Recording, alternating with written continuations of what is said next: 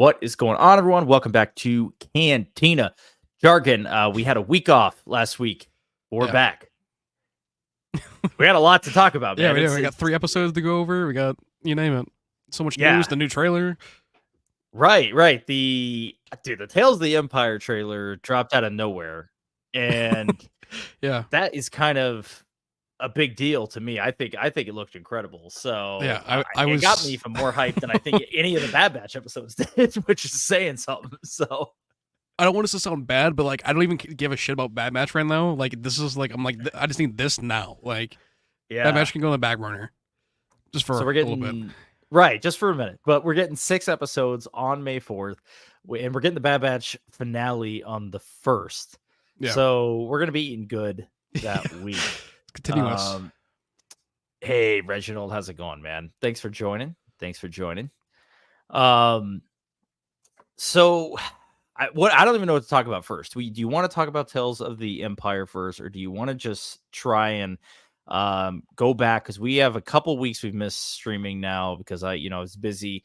Do you want to talk about Bad Batch first and then work our way into the other news? We can. Yeah, we can do that.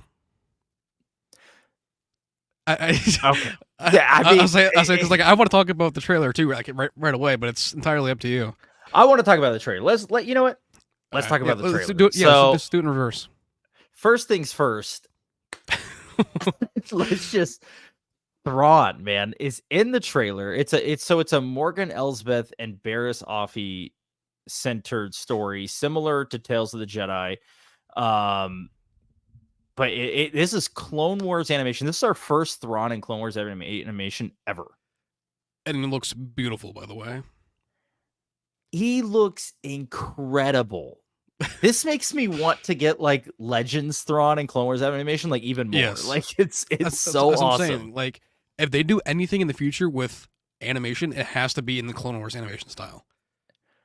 Like yeah, it looks better than I honestly could have imagined. In Lars's voice, dude. Once again, he's perfect as Thrawn.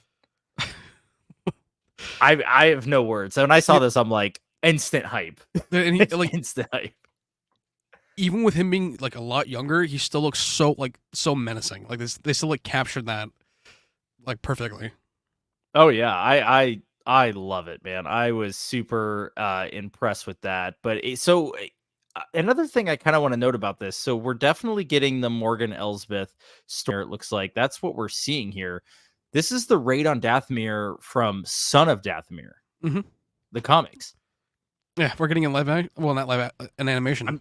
We're getting it visually. Yeah, I mean, because it was mentioned in Clone Wars, but it was never given an arc.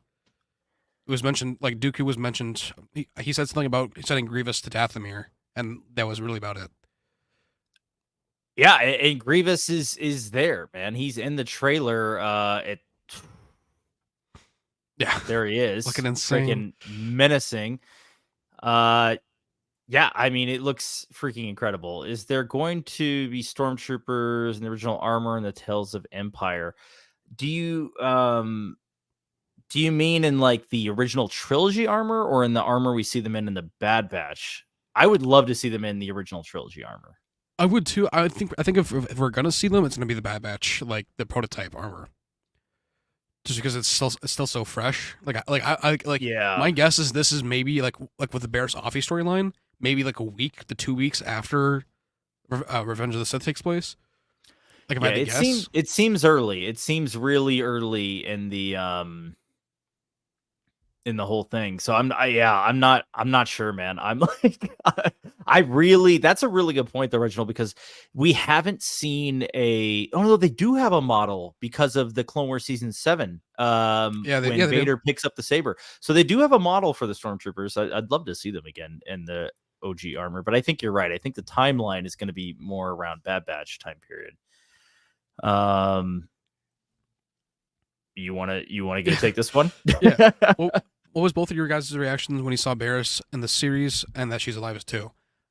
I was very happy because Dave said way back that Barriss' story isn't done and that he still has plans for her, and we all thought she was going to be in Ahsoka. Didn't happen. So this makes perfect sense to where she is, and our theories all along have been that she's going to be an Inquisitor, and by the looks of it, getting to see the Grand Inquisitor training her in the Fortress Inquisitoris, like this is what I've been wanting all along. So seeing it come to fruition is insane.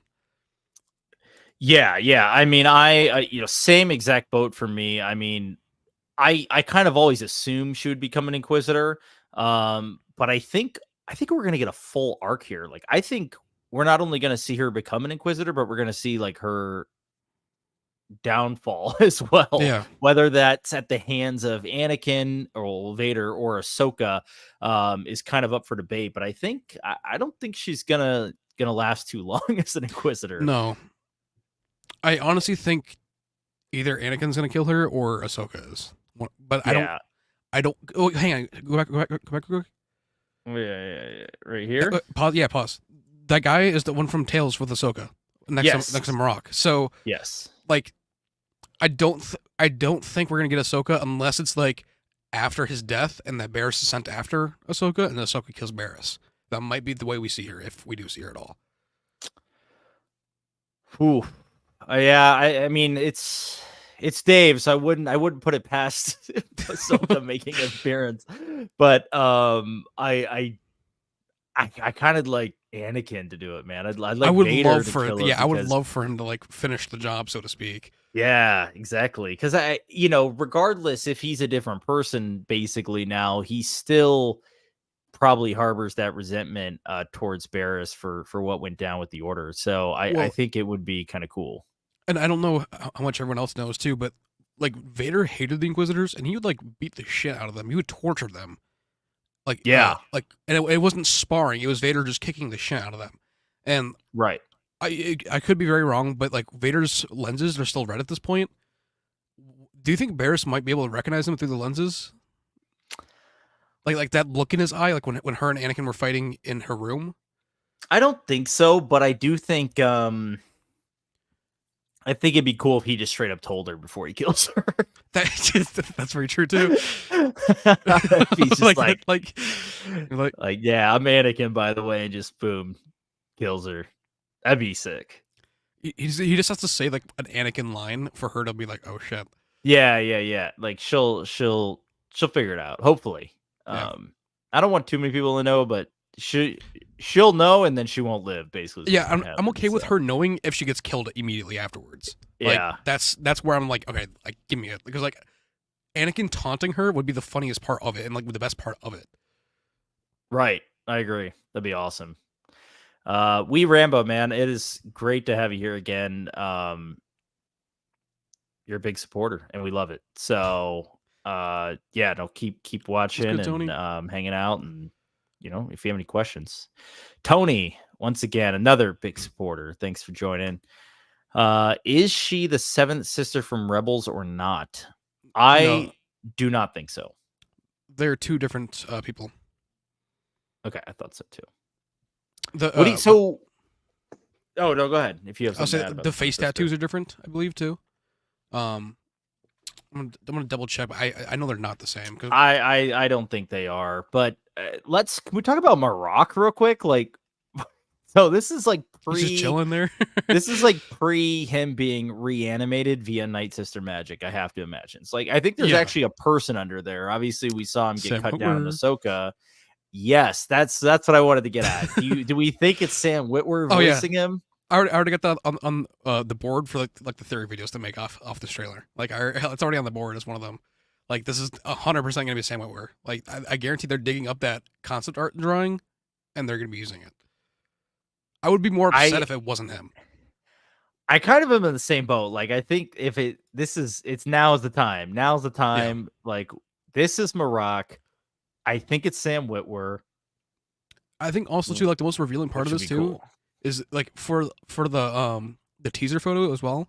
This is the shot in the teaser photo. So any other scenes past this with Marok, we're not gonna have it. Like it's gonna be fresh. We're not already seeing it. So who knows what we're gonna see? I hope it's not just like a empty Easter egg where like we're gonna have to wait to learn more later, but we'll see. I don't know. But yeah, I mean, I'm pretty pumped about the whole thing, honestly. Tony says, "I'm glad to see Morgan's backstory. It will make the character impact in Ahsoka show more important. May explain why she uttered for Dathomir at the end." Yeah, so she definitely has some serious loyalty to Dathomir. And can we just talk about this shot real quick? When she puts her hand in the sand, I'm like, that almost looks live action. Yeah, it does. It does. It's incredible.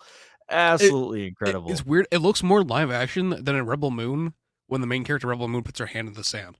Like, right. Can you have like the crazy green screen background? Yeah. No, it just looks so good, man. Yeah, she definitely. I'm glad that we're seeing Corvus too, and Thrawn being on Corvus. Yes. It all will tie back to what we've seen in the Mandoverse, which I'm always dude. Eager to see more Mandoverse. Dude, this almost looks live action too. I wouldn't be surprised if they used the same like digital background they used for the volume in. They probably did in this model. You know what I mean? Okay, so I had a question about this actually. So, is this New Republic? Like, is this like post Death Star 2? Because that looks like New Republic to me. Yeah, but it definitely does, and I think it might be. But why does Morgan still looks pretty young here though? So maybe this is like not New Republic, but before the Empire got this far out in the Outer Rim. And like whatever. The uniforms, the blue uniforms, just seems New Republic and not Rebels, you know. So that's why I'm very curious. It's very Matt Lanter from the present episode 6 of season 1 of Mando. Right. That's why I'm like, I think it is New Republic, but if I want to play devil's advocate, I might say it's like, I'm gonna say it's New Republic. I can't even like, but I just feel like she might be she has to be more aged up a little bit. I feel like.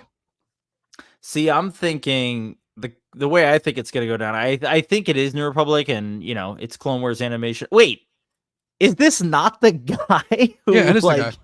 Okay, that's the guy who from the Mando episode. This is definitely New Republic then. I figured it was either that or this was like him being like maybe like 5 years beforehand or something like that. But even that's New Republic. So because Mando takes place 5 years after Return of the Jedi. Tony says New Republic. Do you think it's just before? I feel like it's probably maybe like a year before. Like I don't think it's like right away. I would say a year, but what I'm thinking is a possibility is this is probably the final episode of her arc because there's probably gonna be 3 for each. And I wouldn't be surprised if the New Republic gets wind of what's happening here, sends out like a distress call to Ahsoka. Boom. Next thing you know, she's sent there. Yeah, because it looks like they're obviously this guy already contacted them, and they're going to go reason with her, and that's how they're going to end up in the shootout, and that's how she's going to end up like taking control over Corvus. Yeah. So their ship blows up. That's that's how Ahsoka's going to get alerted. Yeah, you got it. Perfect. I think that's the way it goes down. Yeah. That's my thought, at least. Yeah. You want to skip to the training scene? Yeah. I just had something I wanted to point out in here too. In this one? No, with the Grand Inquisitor and Barriss. Oh yeah. Let's go. It's here. So I don't even think this is in. This might be a wild theory. I don't think this is in the fortress. Oh, I don't think so either. I think this is too early. I'm gonna say maybe way out there. Either one, the Jedi Temple and the Sith Temple underneath it, or it's on Korriban. I think Korriban might be a little bit out there, but this is definitely a Sith Temple of some sort.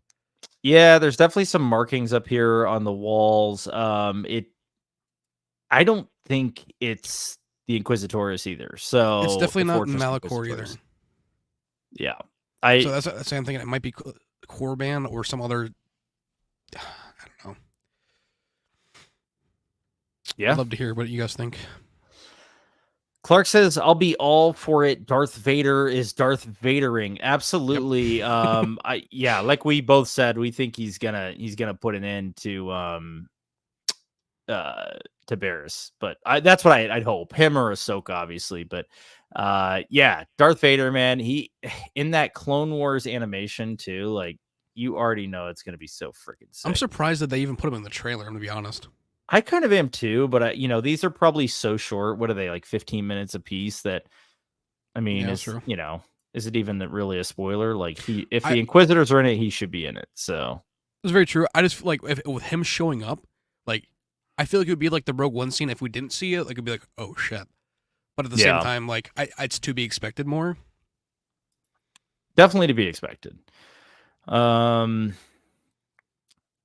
Tony says for Barris, it seems to me that Vader will kill Barris in front of the other Inquisitors as a threat to the others. She gets killed would be excellent. That would be sick. That'd be a good way. Her just being an example. Like yeah, that's like cross me and see what happens. Basically, it would almost be like how Trilla died. I could see it going somewhat similar anyway. In Fallen Order. Yeah, it would. Ooh, could we see Trilla in this? I'm all for it. I could definitely see like a younger Trilla, like just like a teens.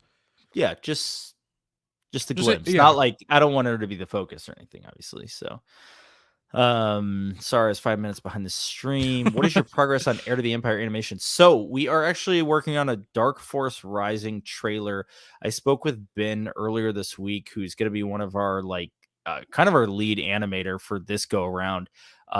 He shared a new draft with me, which looks freaking awesome. Maybe I can actually share it with you guys here. Basically, I'm trying to nail down some of the dialogue still for the trailer. I might be restructuring things. And I guess that's really all I can say right now. I'm just going to share with you guys a little animation. Sorry. Let me move this over to this screen over here. I gotta unfull screen this. But no, I'm glad you asked because it's obviously at the top of my mind. Like I was telling Kaden before we started, like I've been pretty busy with a lot of things lately. And for that reason, it's some of that's been on the back burner, but his animation progress is going really well. And I hope he doesn't mind me sharing some of this stuff. He's, basically shared a lot with me and refined Mara a little bit. So as you can see, the colors are just more rich, right? This is from the initial one. This is from kind of where we're headed, which has to me a little bit more of like a vintage feel to it, which I really, really, really like. So I love the like shine to it too. Like, yes, that's I think what I'm talking about. Like that's the vintage look to me.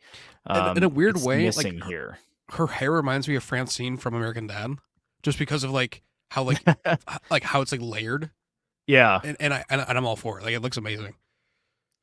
Yeah, no, I'm really, really impressed with this, and this is actually a still from what the Dark Force Rising trailer will be. So, we're working on it, guys, and we, I appreciate your donation you made and everything like that. I saw it on the fourth wall there, so where we sell merch. So, no, absolutely. Anything we can do to get this thing done is going to be it's going to be what I work on for the rest of the year, basically. But it's a really slow process also. Yeah. So it's like, when you're drawing things like this, and even if it's a minute and a half, it's going to take months and months and months and months. So, and now I got a lot of other people working on it too. So in terms of like voices and stuff like that, I had one voice in the initial one. Now I have, I think, 4 or 5 voices. And with this all being hand animated and done pretty much, I would say, like in-house with Ben, we're going to get be able to make it like the most and the best that we can, because we can be able to put input into it and be able to like say if this doesn't work or if it works or not. We're not just paying someone just to do it and then just taking whatever they make and be like, all right, this has to be good enough.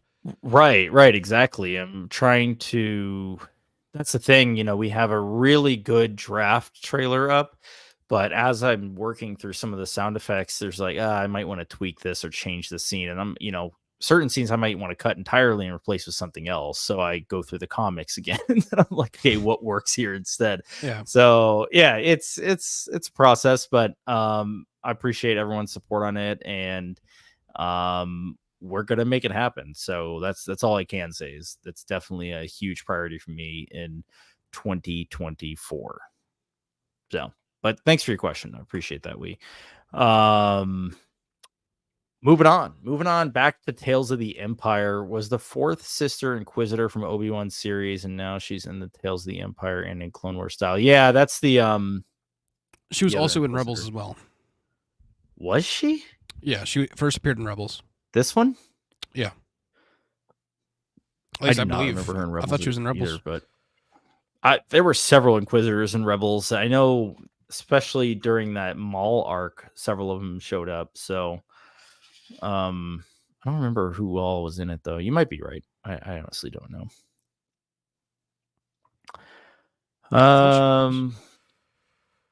Also, we will see who Marok is for real. Does his death lead to Morgan using his body to be resurrected by Morgan's use in Ahsoka? So, but could these cross over at some point? I'm thinking, yeah, and I think honestly, Thrawn might ask to have his own personal Inquisitor, and have one state as a bodyguard, so to speak, to be that Rook replacement.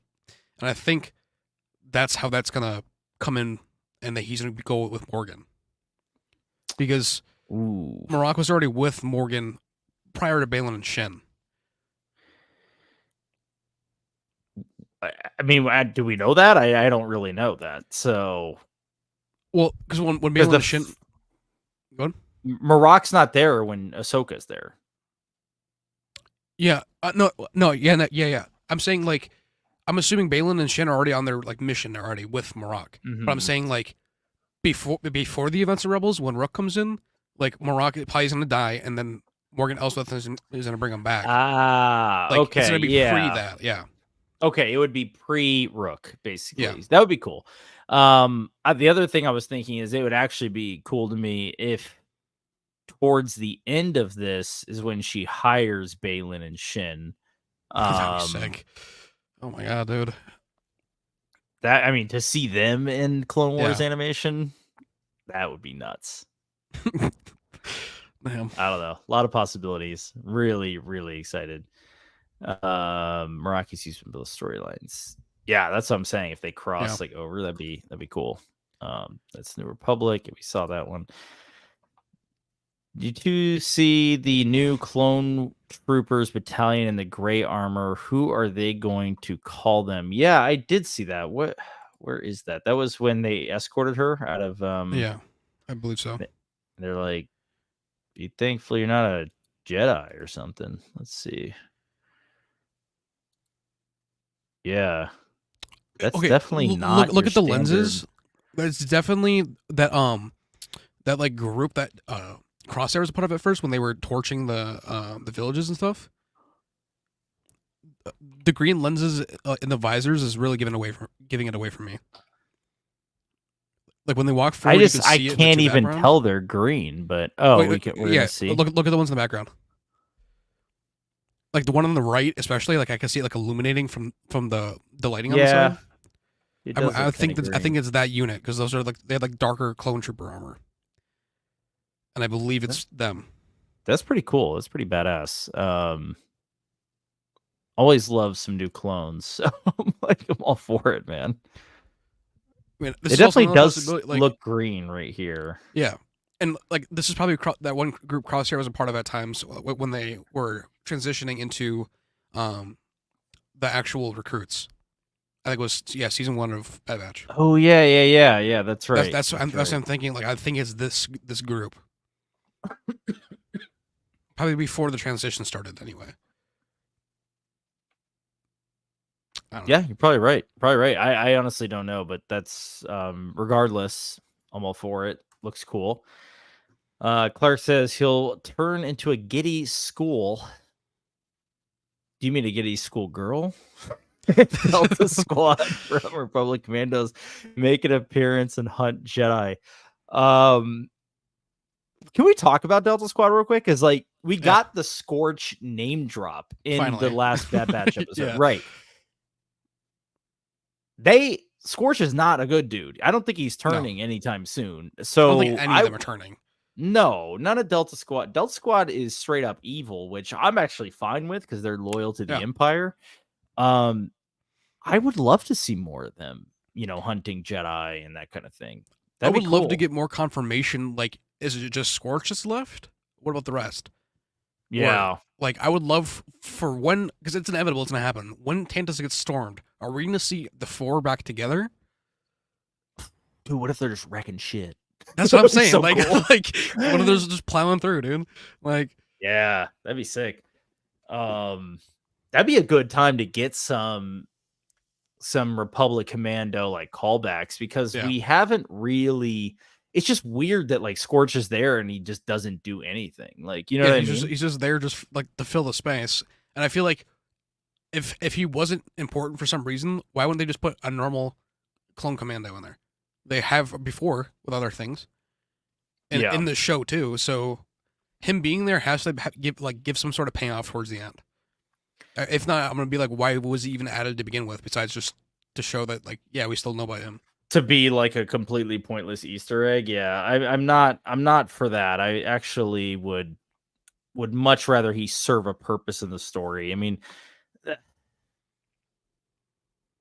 I hope he serves a purpose because I don't want.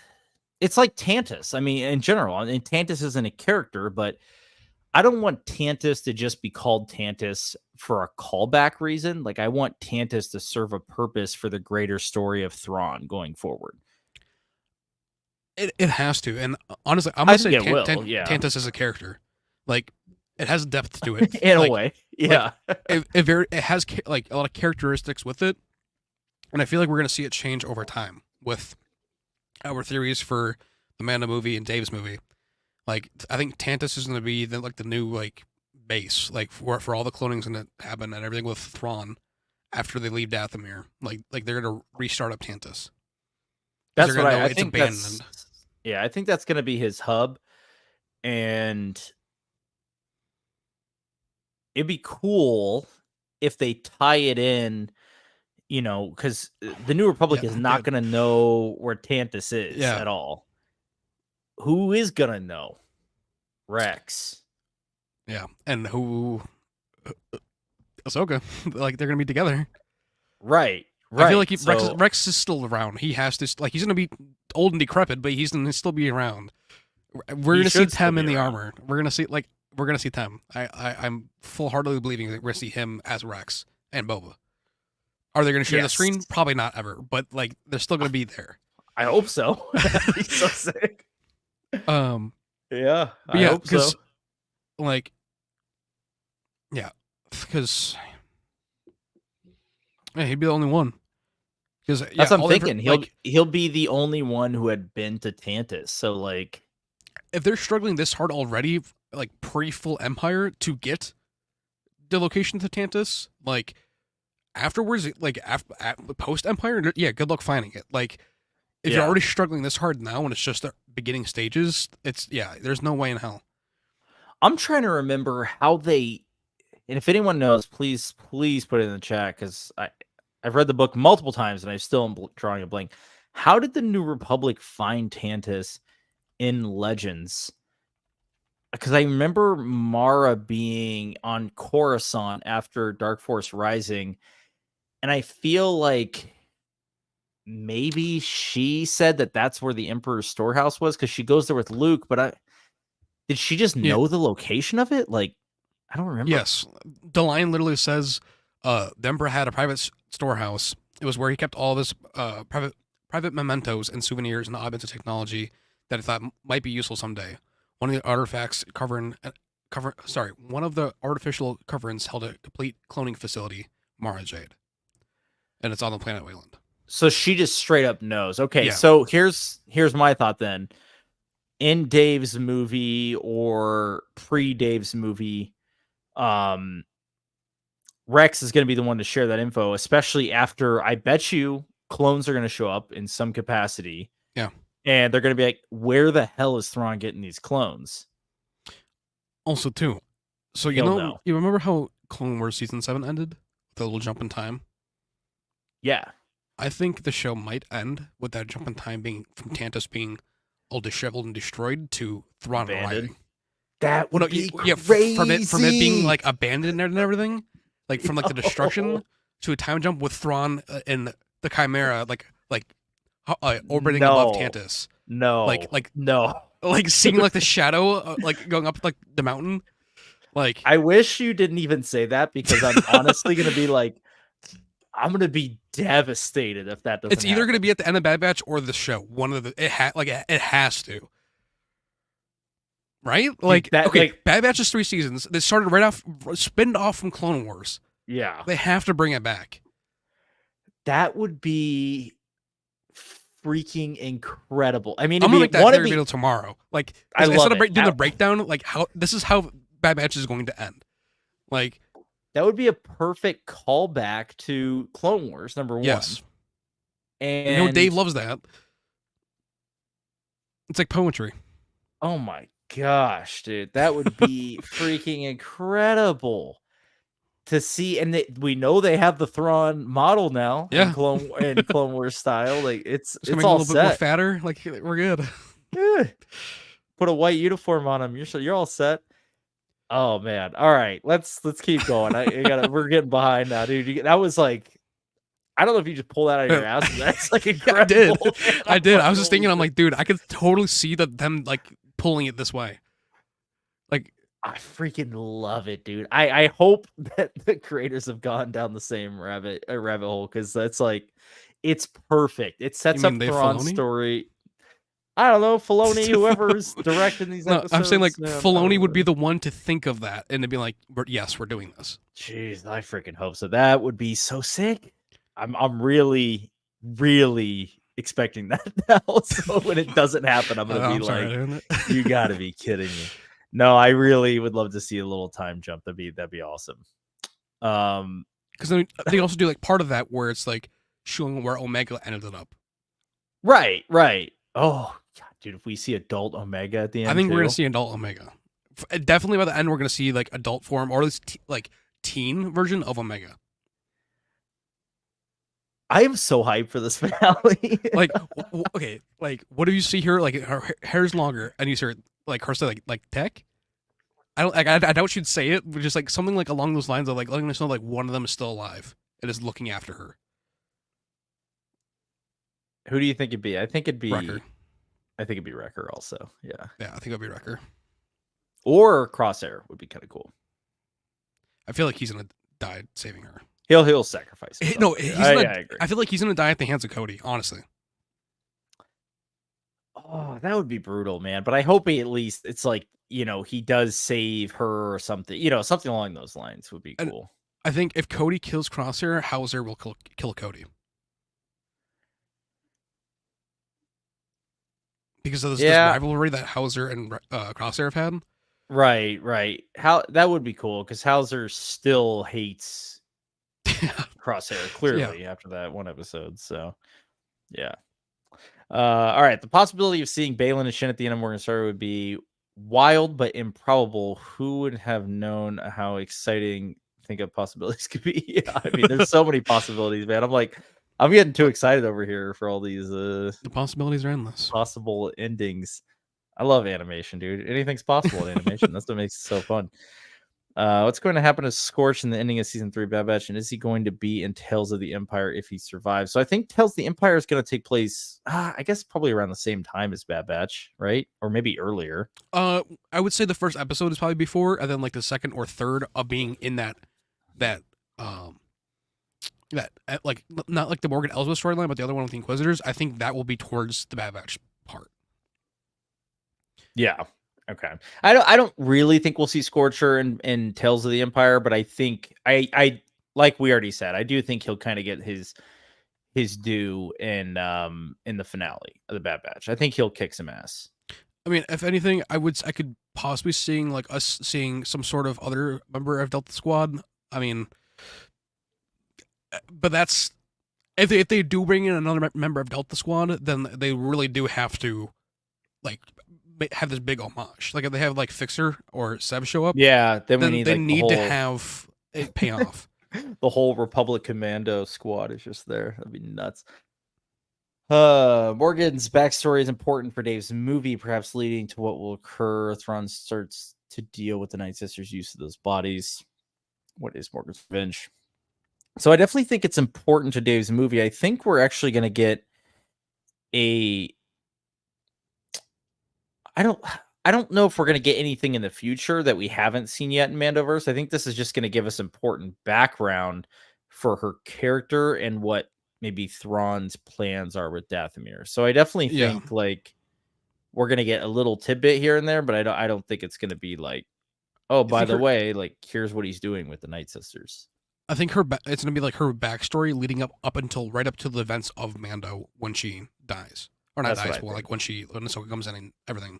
Like it's gonna lead up to that, so we see why she was so hellbent, and like how she arose to power and how she knows Thrawn, because that like you gotta think like 2020 when that name drop happened, no one was expecting that, and also who's this lady? How does she know who Thrawn is? Because Thrawn is supposed to be gone, so like I think that's they're wanting to pay that back because now we do need that explanation. So.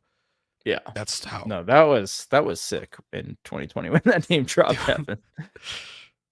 I'll let you handle this one first, and then female Jedi and which female? Sorry, all right, I'm gonna repeat that. Sorry, which female Jedi ML do you like from the Clone Wars and Bad Batch and Tales of the Jedi? I would say definitely seeing young Caleb Doom and season 1, episode 1 of Bad Batch for male. And I'm gonna say Ventress in season 3 of Bad Batch. Yeah. So far, like that's my biggest two ones. Obviously, seeing like young Dooku was great, but not nearly as much as Ventress coming back. Yeah, I've always liked Ahsoka, obviously, but I also would go with Ventress. I think her story is a lot cooler in terms of her being kind of an assassin for Dooku and being cast aside. Even Ventress was even in the 2D Clone Wars, so I gotta agree with you there. Attack of the Clones too. Yes. So I gotta agree with you. I like Ventress a lot, so I'm gonna definitely choose her. And for the male Jedi, I'm gonna go really, really basic and just say Anakin. I think Anakin in Clone Wars is like he made that show, and not only that, but Anakin in the Clone Wars made Attack of the Clones and Return of or Revenge of the Sith better, in my opinion. But what 100%. Say you, Reginald? What do you, or who are your favorites? I know you're saying, did you like Barriss? Yeah, I like Barriss, and I really, really like the arc with her and Ahsoka and Anakin. When Anakin almost goes full dark side on her, but. So I'm a fan of that one for sure. Honestly, I honestly thought you might even say like seeing like Gunji. Like I thought you were gonna throw like a curveball and say like Gunji in Bad Batch. Like I thought you were gonna like do that. No, that Gunji was cool and all, but I'm not like I need to see Gunji. It was a neat callback. Yeah, that's not my answer. Not my answer. Tony says Barriss is not that important other than answering fan long-term questions about what happened to her. What's important with the Barriss side is Marok. I kind of agree. Like to the long-term story, she's really not that important unless she's somehow still alive. Then she could be a foil for Ahsoka in the live-action space. It might help with Thrawn being, I don't know, what is it, 6 or 7 Force users against a non-Force user? It might help. I think she's going to be cannon fodder, though, towards the end. Like, I think that, like, her story is part of this, but it's going to end just like how Dooku's ends at the end of at the end of Tales, like, leading into the movies. Yeah. Kind of like, okay, we know it now, Yeah. I think you're right, Tony. I think it's answering. Yeah, I think that it's it's more context around the Inquisitors, and it is answering a lot of fan questions around Barris, because there's been this question mark overhead ever since like Clone Wars ended, and we don't know what happened to her. Yeah, she had so many fake deaths already, so just Right. catching up to Shock T with the amount. Oh my gosh, Shakti's 3 canon deaths. Like, which way do you want to die? I guess. I mean, good lord. What happened to Commander Cody next after Bad Batch Season 2? So this assassin that we've been seeing, this clone assassin in Season 3, I am 100% on board saying that that's Cody. The vengeance he has against Crosshair, so. And honestly too, with almost in a way with Scorcher being his handler, I think the only person that would fill that spot would be Cody, because he was saying he wants to get out and didn't get out. That's what I think. I think brainwashed Cody. His name in the show is CX2, I think, right? Is that right? Yeah. And I think with that too, like, it gives Cody perfect, like, the reasoning to why this clone is still hellbent on killing all these rogue clones is, like, it gives him perfect reasoning. Like, it makes perfect sense to why Cody would want to go after them, because he'd see them as defective and see them as the enemy, the threat against the Empire, especially with him being brainwashed. Yeah. Agreed completely. I mean, I got nothing else to add because we've talked about it many times, but I think it's Cody 100%. Yeah, I feel like it has to be. If it's just some random clone, it's not going to make sense. It's not going to feel right. Right. I mean, and also, Reginald, you're mentioning Season 2 of the Bad Batch, which is the last time we saw Cody. Like, obviously, they didn't finish the story, which is kind of weird, right? Like, they just kind of left it open. So they're going to have to wrap up that story in some way. And I think it's going to be in the show. So he's got to come back at some point, and I'm afraid that he's been brainwashed now. But because also too, like, with this end of the show, I don't know if anyone's noticed this, Joe. I know you probably have, but with this season, they're tying up so many loose ends and like setting up these stories. So like hearing Echo picking up Gregor, seeing Wolf, and Wolf already like not totally on the Empire side. They're setting that up for like Rex, Gregor, and Wolf going Jupa hunting in Rebels. They're setting everything up with Tantus, and now with these shows, they're setting it up with Morgan Elsbeth and Marok. They're tying up all these loose ends for it to make sense with the current live action stuff that we are seeing. Yeah, that's what I think. I think it's like filling holes, basically. Yeah. So Cody being the main one too, because that's I'm not gonna say a plot hole, but a loose end from Season 2. Well, it's certainly a loose end, and he was supposed to be in Obi-Wan in the TV show originally. He was in the original script, so the fact that he wasn't just leaves more of his story open that we need to know. We need closure. I think we're gonna get it. I think he's the assassin, the clone assassin. And also too, if he's pulled out of Kenobi, there's a reason for it, and they're gonna pay it off in some other way. Yeah. Bad Batch was obviously already in development at that time when Kenobi was, so it adds up. I think they were probably working on the Season 2 script at that time. Oh yeah, dude. Season 3, the voiceovers were recorded like 2 years ago. Yeah, think about that. Like, so it's still insane to think about it. That's been like that long. I mean, animation takes time, even with a full team. So we already talked about. Can't wait for Cantina's breakdown. Me too. I'm ready for it, man. Do you like Barris? We covered that one. So regarding the Tales of the Empire trailer. Did we get too much of a trailer? Is there room for anything new that we didn't get to see? So I think we got a glimpse at every arc that's going to happen, a solid glimpse.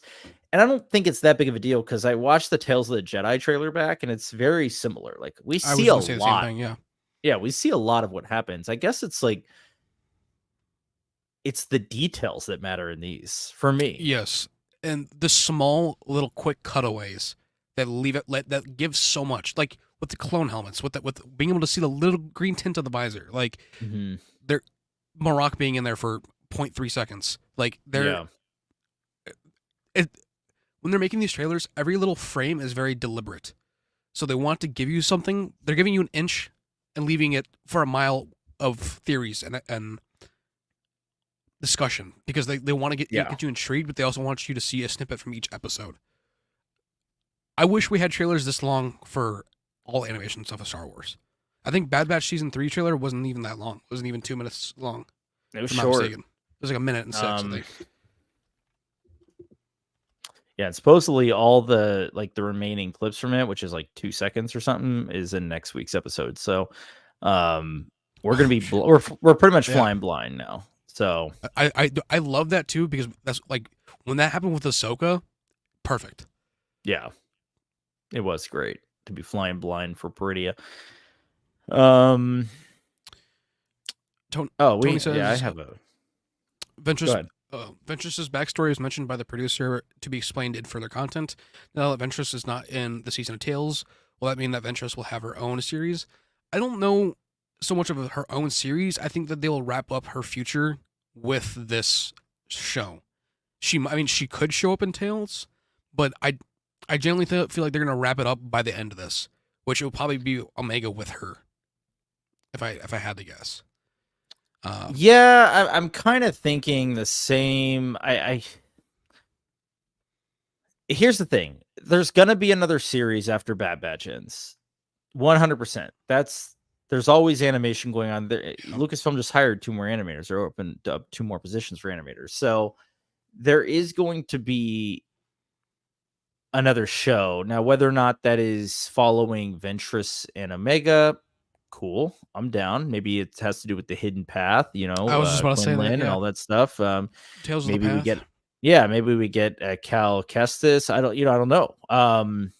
It would be insane. I'd be down. Yeah, it'd be insane because then they could leave open the door too with Quinlan in the path. Sure, I agree. Or maybe we don't get a series around Ventress and we see her in a later season of Tales of the Jedi, or maybe, like you said, maybe it just is wrapped up in season 3 here. I would like to say that it's like I hope it's not, but at the same time, if it is, I would be totally okay with it. I just feel like that they're like with they're bringing Ventress into this new animation and doing all the modeling and stuff. I feel like they're gonna want to get a little bit more use out of it besides a couple episodes in Bad Batch in a season finale. Like they're gonna want to use it for like longevity wise a little bit more. Yeah, I think so. I think that's why it makes sense that the next series probably would focus around her. I mean, we very well could just see like Barris getting destroyed by Ventress too. Like, I guess that's a possibility now too. Like, okay, that would make sense because they were working together in Clone Wars in season 7. Well, not season 7. They were when Ahsoka got framed. That was season 6 or 5. At the end of 5. 5. Wow, that's 5. Yeah, they were working together. So, yeah, Tony, I can go with the series called The Path. Exactly, The Path or Tales of the Path. Like, I'd be down for The Path for sure. That'd be cool. I just want more good animation. So, let's shift news, man. This is huge. You guys know who this is? Joris Sabaoth. He's getting an action figure from the Black Series. I mean, this is big. Why would they be dropping this now, of all things, too? There has to be some sort of day reason. One. I pre-ordered day 1. too. Yep. I kind of agree. The timing is interesting. The timing is very interesting with Tantus. Saber she has. It's not Luke's. Yeah, I think it's her Emperor hand saber, is it not? Yeah. Can't even tell from here. Yeah, it's not Luke's. That's right. But yeah, this is pretty interesting that we're getting this Black Series set with Mara. It's got Joris and it's got a Luke clone plus regular Luke. So for us Legends fans out there, guys, this is a big, big win. They're supporting this storyline still. That's what I'll say. My question is, why does Joris almost look like, I'm not gonna say Javier Bardem, but like Daniel Day-Lewis? It's probably a retooling from another figure. So I don't know, man. I don't know where the face sculpture came from, but it's actually a really good looking Joris figure. Yeah. Like if this is, if we got him in live action via this whole Mandoverse era. This is what I want him to look like. It's perfect. Yeah, exactly. Like, he doesn't look as like crazy and like out there. He just looks like almost like he's just been like, I don't know, he's like a leader of a cult.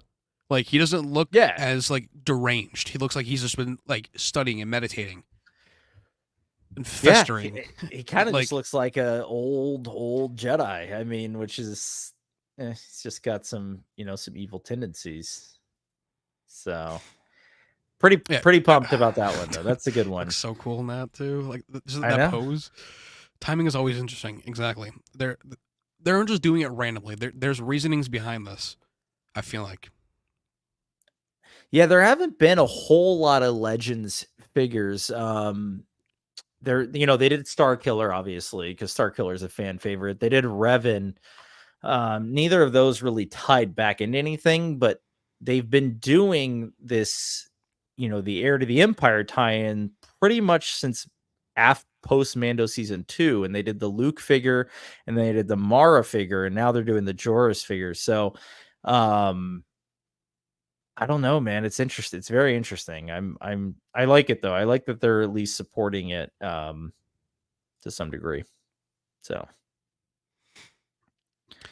this is our first look at some panel art for Star Wars Celebration 2025 in Japan. It looks sick.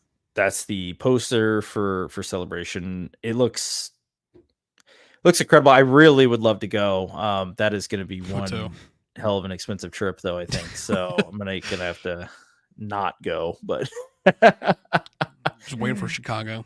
It's got to be after this. I feel like. Yeah. Hopefully it's back. It was Europe last year, right? Yeah. Or I guess that was last year. Yeah. And then the year before, I believe, was Anaheim. Right, that was the one I really should have gone to because it's like only a few hours away. But that's what I'm saying. Chicago's a 3-hour away drive, dude. Like. Yeah, Chicago one I could probably make it work if I stay in Michigan. So we should definitely try to go though if there's one back in Chicago. That'd be cool. I know. It's not like I'm gonna try. It's gonna happen. I'm gonna be there. Yeah, I know, but we should link up there for sure. Oh yeah, no. So maybe even do a live show. You never know. Ooh, be cool. Be fun. You know, Tony would be there too. Star Wars Sith, like. Oh yeah, Tony would be there. Diamond Figs probably too. I'd assume Diamond Figs would be there. Yeah, all the guys would be there. It'd be cool. Really cool. Insane. We got some sequel news with the Rey movie. So Daisy Ridley said in an interview with Screen Rant that she wants John Boyega to become a Jedi, Finn to become a Jedi, but it's above her pay grade and she doesn't have any say in it, but she would like to see it happen. So maybe she's planting little seeds in there. Maybe she's just telling it like how it is. But I still think that's a win in some way. Yeah, it could just be wishful feelings thinking. aside. It's hard to say. Feelings aside, like it's if the lead of the movie is saying that this should happen, Disney should be taking that into account,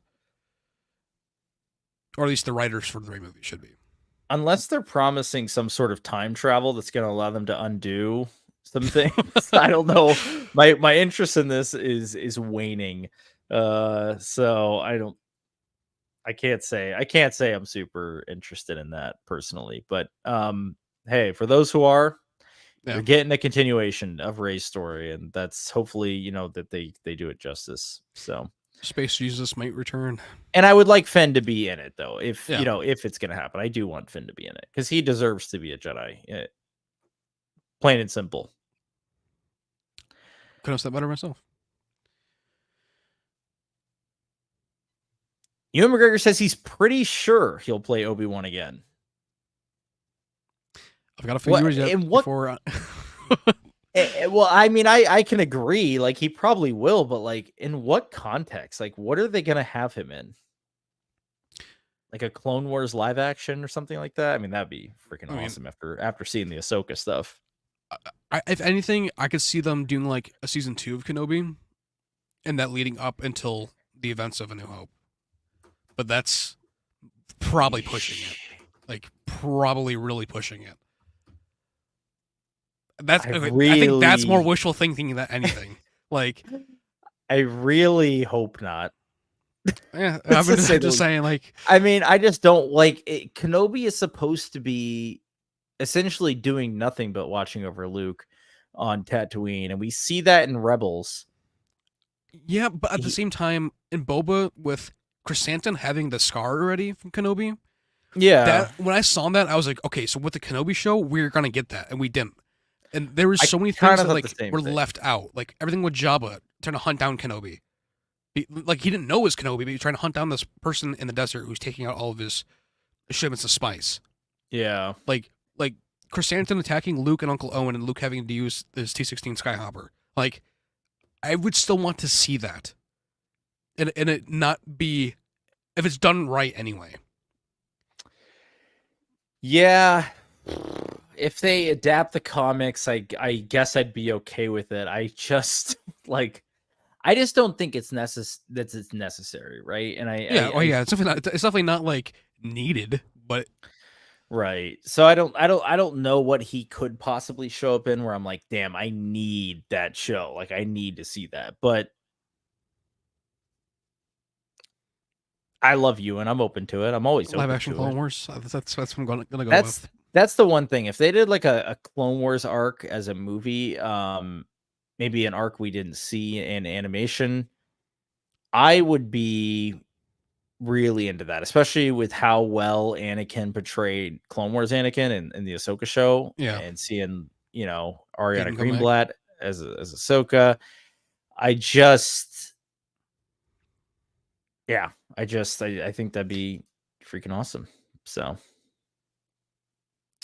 In other news, so a lot of people were pretty upset when the news came out a month ago, that the Quarter remake was canceled. But the chief um, the chief creative officer had said that the game is still happening and it's doing alive and well, and that it's still in production. That those were just rumors that it was canceled.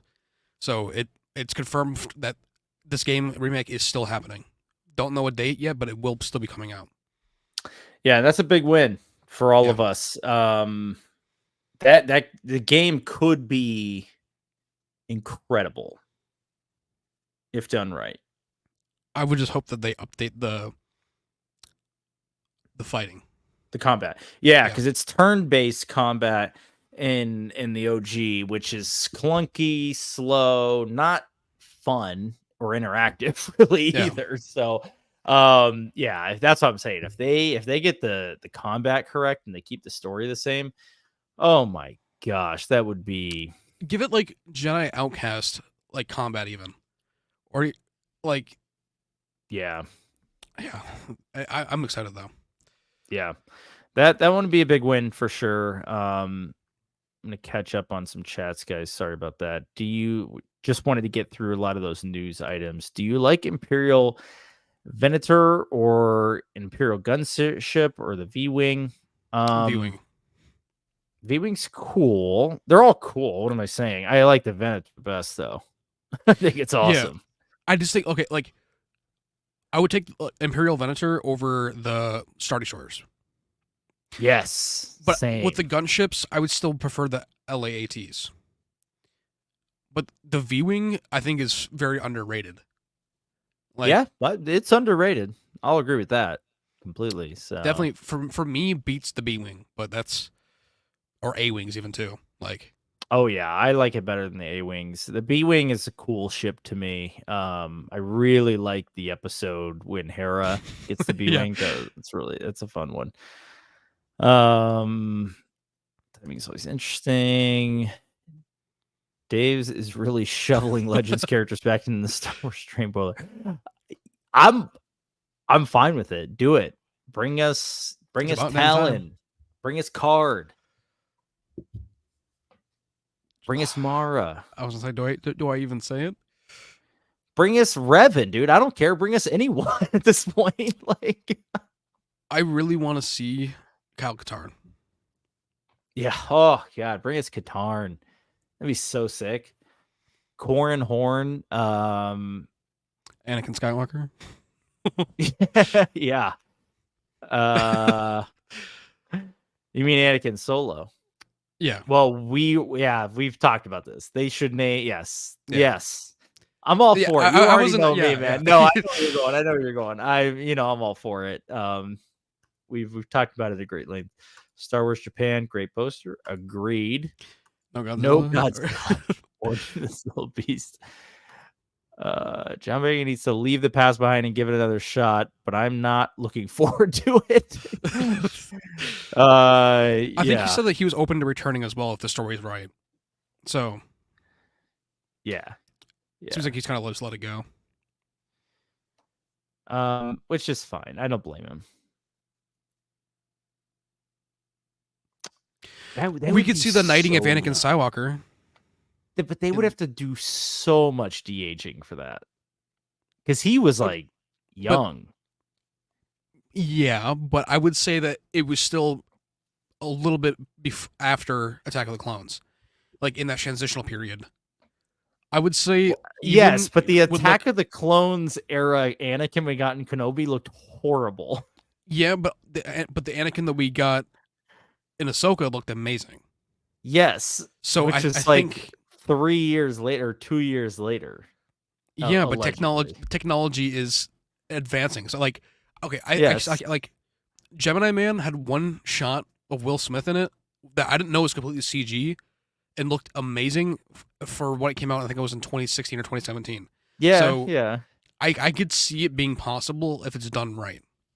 I mean, I can. I just Ewan, have him grow with the beard and give him a mullet. He'll be fine. Just remove the wrinkles.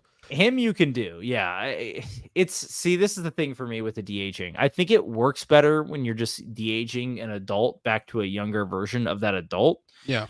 But when you're taking an adult and trying to make them like an adolescent, I think that's when it gets a little iffy for me. And I think Anakin is too young in that era. I just think like it might look a little wonky. It's very true, but we already saw that Anakin essentially in the first flashback when Anakin had his Clone Wars armor on. So that's what I'm saying. Like if they bring it back just a little bit more, I think it'll work. Because that's pretty much right then and there. That's true. That is pretty much right after his knighting, probably. So within 6 months, yeah. Yeah. Well, I'm down. I'm not gonna. If they give us an Anakin Obi-Wan movie, I would never be mad about that. Yeah, I mean, it can look a little wonky as long as we get it with Ventress and live action too. Rex, bring Ariana Greenblatt back. Like, yeah. Give me Phase 1 Rex in live action. Yeah. I know we saw him like basically in the background, but I'm talking like helmet off though. Like I want to see. I want to see Tem wearing a blonde wig. Right. And with the accelerated aging of clones, he could literally just be himself right now, basically. You know what I mean? It Tem looks amazing, dude. From being in the 60s, like. yeah. Man, love Tem. Hope we get him in the Manda movie. I'm done with Tatooine. Agree. I am too, unless for a little bit. Unless we're going to get Boba. Unless we're going to pick up Boba, then I'm all for it. Supposedly George had a bunch of unrealized Clone Wars stories that Obo and Anakin could be used in. Yeah, just like the missing arc with Anakin and Kenobi talking about when Ahsoka left, and that Anakin was blaming himself for it. The recreation of it on YouTube is insane. Like I would love to see that live action.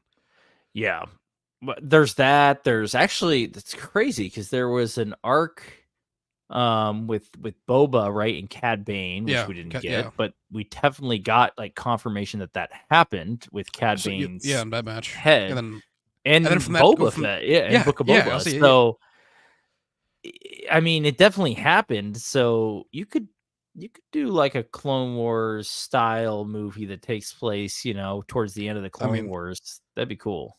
Sam Jackson wants to come back. Yeah, the de-aging for Sam Jackson and Captain Marvel and in Secret Invasion looked great. So he looked great in Captain Marvel. Yeah. He looked so great to the point where I thought we were back in like Triple X with the Kiss My Ass Scarface. Like that. Dude, that's what it took me a while to even realize like that it was digital at all. I was like, this.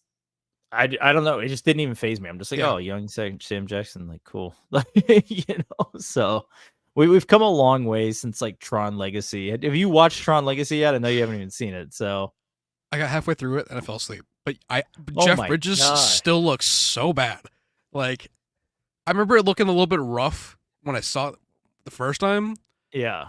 But it definitely hasn't It's aged well, so to speak. it's rough. We've come a long way. That's what I can say about it. But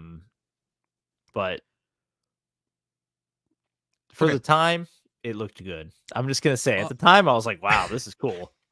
On the Tron topic, do you think Olivia Wilde could play Mara Jade? I don't think so, but I was just I think she's too old. I think she's too old. Not that she doesn't have like the look or anything. I just think she's too old. So I just keep picturing her face from Tron and then like Ben's drawing. Yeah, but Tron came out like 15 years ago. So. Well, yeah, it was, there's that. I'm just saying, like, okay, when I watch Don't Worry, Darling, like I'm also looking at like that, like I could see it working, but at the same time, I don't know. It's very. Oh, I could, dude. Like I just don't want Jennifer Lawrence. Not Jennifer Lawrence. I don't want Scarlett Johansson. No, I don't either. I really don't. Like she is Black Widow, and that's that. You know what I mean? I don't want. Yeah. I don't even want Elizabeth Olsen, you know? I don't want Anya Taylor-Joy or Emily Blunt either, though. Oh, I love Emily Blunt, so I would take that. I think she's fantastic. But once again, I think she's too old. I was just say, I think she's a little too old. Yeah, I think she's too old. I mean, Karen Gillan. I think she would be perfect for it. I mean, the hair's already there. Right. 100% her. She also was just great as... The other thing is, okay, yes, she was in Marvel, but like Nebula is not a... We don't look at Nebula and think, oh, that's Karen When Gillan. I think of Karen Gillan, I think of Jumanji. Right. I think of Jumanji also. So, yeah, I think she would be great. Maybe a little young, but who knows in a few years when they're finally getting this thing. I'm thinking Millie Bobby Brown. I think she's a little too young for that. How old is she? She's got to be in her 20s now, right? She's a year younger than me. I'm 21. Are you kidding me? She's only 20? Yes, she's a year. What do I know? Younger than me. Okay. Yeah, she's too young. Like too young. Because I just don't see like around 30, probably. That's what I'm saying. I think Karen Gillan would be perfect. Yeah, I don't want Margot Robbie. That would be like, it would be great, but at the same time, like I just know it's not gonna be the same. I would still see Harley Quinn. Yeah, no, I think that'd be cool, but no, we definitely need to go younger. Yeah, I don't know. I can't even think of anyone else besides Karen Gillan. So I guess it has to be Karen Gillan. So yeah, that's that, guys. So we figured it out. Anyway, Reginald says, do you two have Star Wars games? Yeah. Plenty. I Battlefront. I really liked Battlefront. The newer ones when they came out, I thought they were really fun. Still have KOTOR on the Switch, so that's a good one. If you haven't played KOTOR, play it. On Steam, I have KOTOR, I have Old Republic, I have Jedi Outcast 1 and 2, I have... Yeah, Jedi Outcast is cool. I got all of the, Force Unleashed, you name it. I've never played Force Unleashed. I really should. That's wild. At some point. For you being such a Star Killer lover, that's... I know, I mean, it's like I know the story, and I've watched a lot of the cutscenes, but I've never played it myself. So I just I've watched other people play it. Looks There's fun. Some cool lore in there. yeah. I know Yoda shows up and Boba Fett shows up. There's a whole bunch of people in Boba Fett voiced by D. Bradley Baker too. Really? Oh wow, I did not know that. That's cool.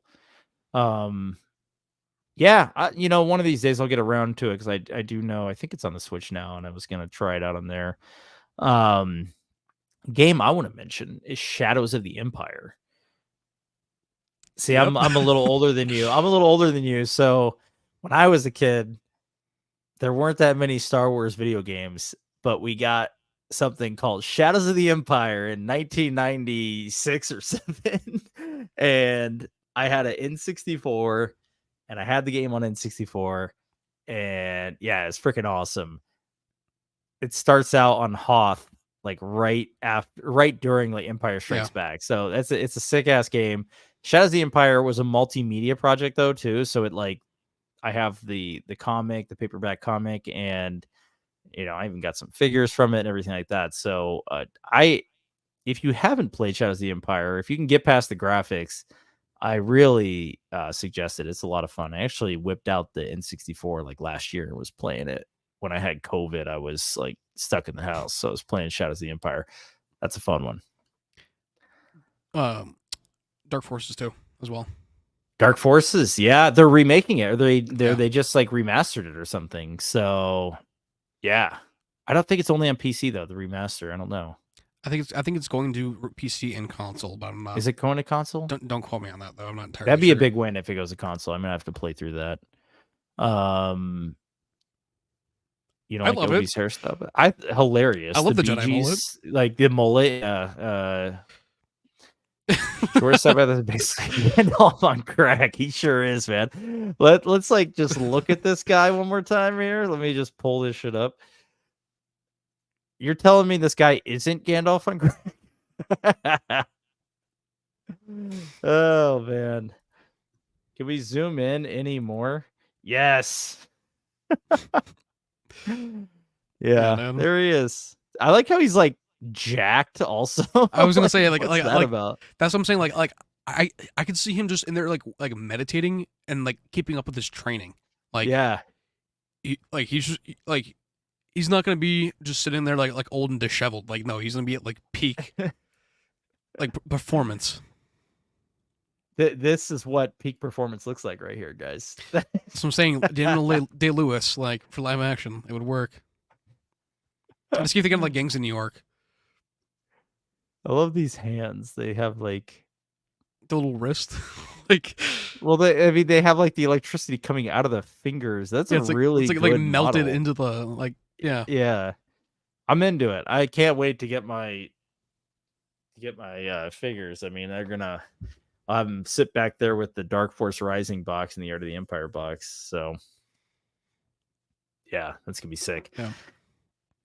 Anyway, I would like to see Natalie Portman and Hayden do the Vader comic stream where Vader seeks out Padme's death and discovers her handmaiden alive.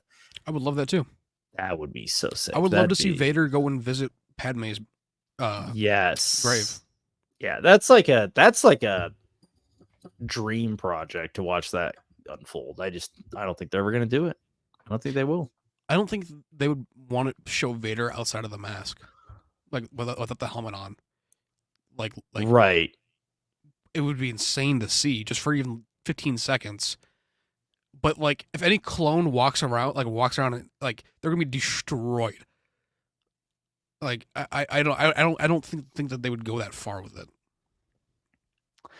Yeah, I don't think so either. I think it'd be cool though. I'd be all for it. So I would love to see Vader like broken, like when he's alone at Padme's grave, like see him being like broken, and like seeing like new flashbacks of the Clone Wars in live action, and him like reliving everything. Yeah, I that's like I said. I mean, that's like a dream project, man. To get like a real like Vader centric story, that'd be so cool.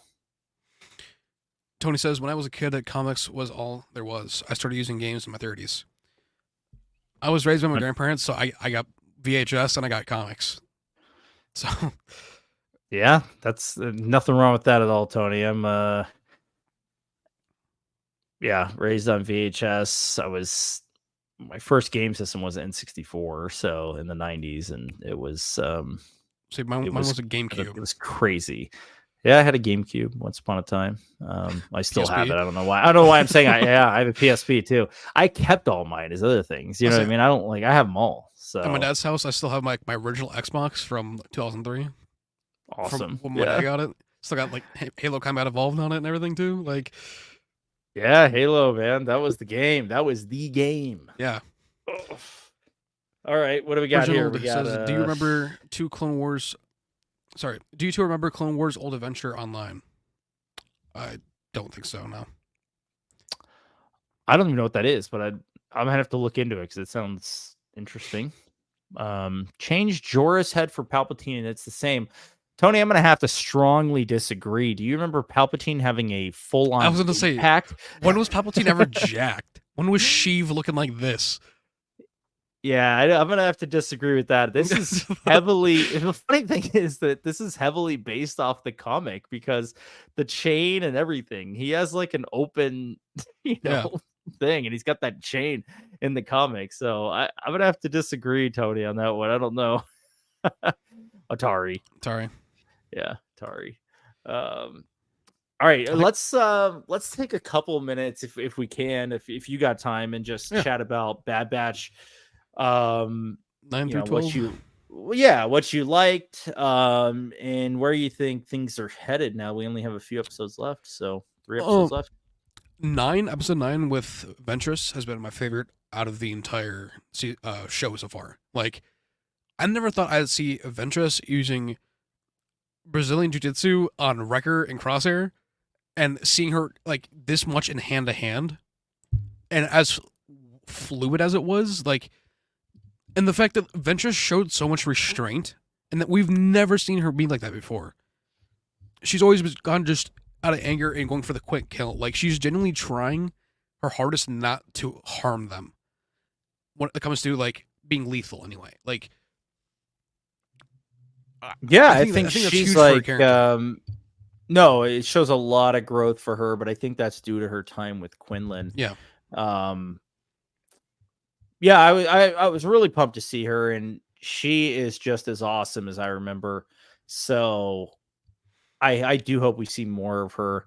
I gotta say though, as far as like Bad Batch episodes, I still liked was it 10 and 11? Yeah, I like them better. I just they gave us I mean, to me, the Ventress episode was just another almost like a side quest episode of like, hey, here she is. She's going to drop like this very, very, very small bit of info to the point where we don't even still know if like Omega's force sensitive or not. She doesn't even tell us why she's alive. So we didn't get any info on her backstory. Essentially, she's just there to be like, hey, yeah, I'm here. And by the way, the Empire is going to be able to find you here.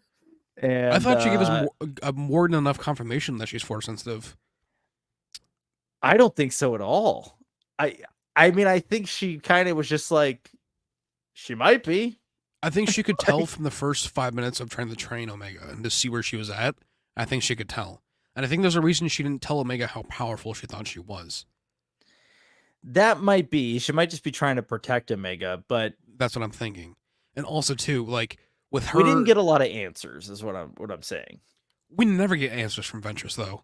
Like, when have you ever got a straight up answer from her? Right. Well, that's that's what I'm saying. Like, it's cool to see her. I'm all for seeing her, and I actually hope we see more of her. I just, as far as like how they serve the story, episodes 10 and 11 were like gripping. I thought they were seriously good. I mean, not that 9 wasn't good, because it was all 3 were fire, but 9 or 10 and 11 were like, dude, I'm like, they're like kidnapping kids and putting them in Tantus and like taking their blood, like holy shit. And then when they raided Pabu or whatever in freaking 11, and Crosshair didn't get that tracker on the ship, dude, I'm like, this is wild. Dude, with 11, I didn't have like any attachment to it, because I already like had thought that like, okay, this is how this is gonna happen. I full-heartedly expected like and knew Crosshair wasn't gonna get the tracker on. Like, I could just I was expecting him to get it on. I'm like, I was like, they've been showing him missing so much. Left. We have 3 episodes left. How are they gonna get to Tantus? Through Cody. They're gonna have to capture him in some way. He's going back to Tantus with her if it is Cody. Yeah, but I guarantee they're gonna want. You think he's gonna come back after? Yes. They're going to want the rest of the batch eliminated so they can't come back. So Omega cannot escape for a third time. I'm going to say a third time now. So I think they're going to come back.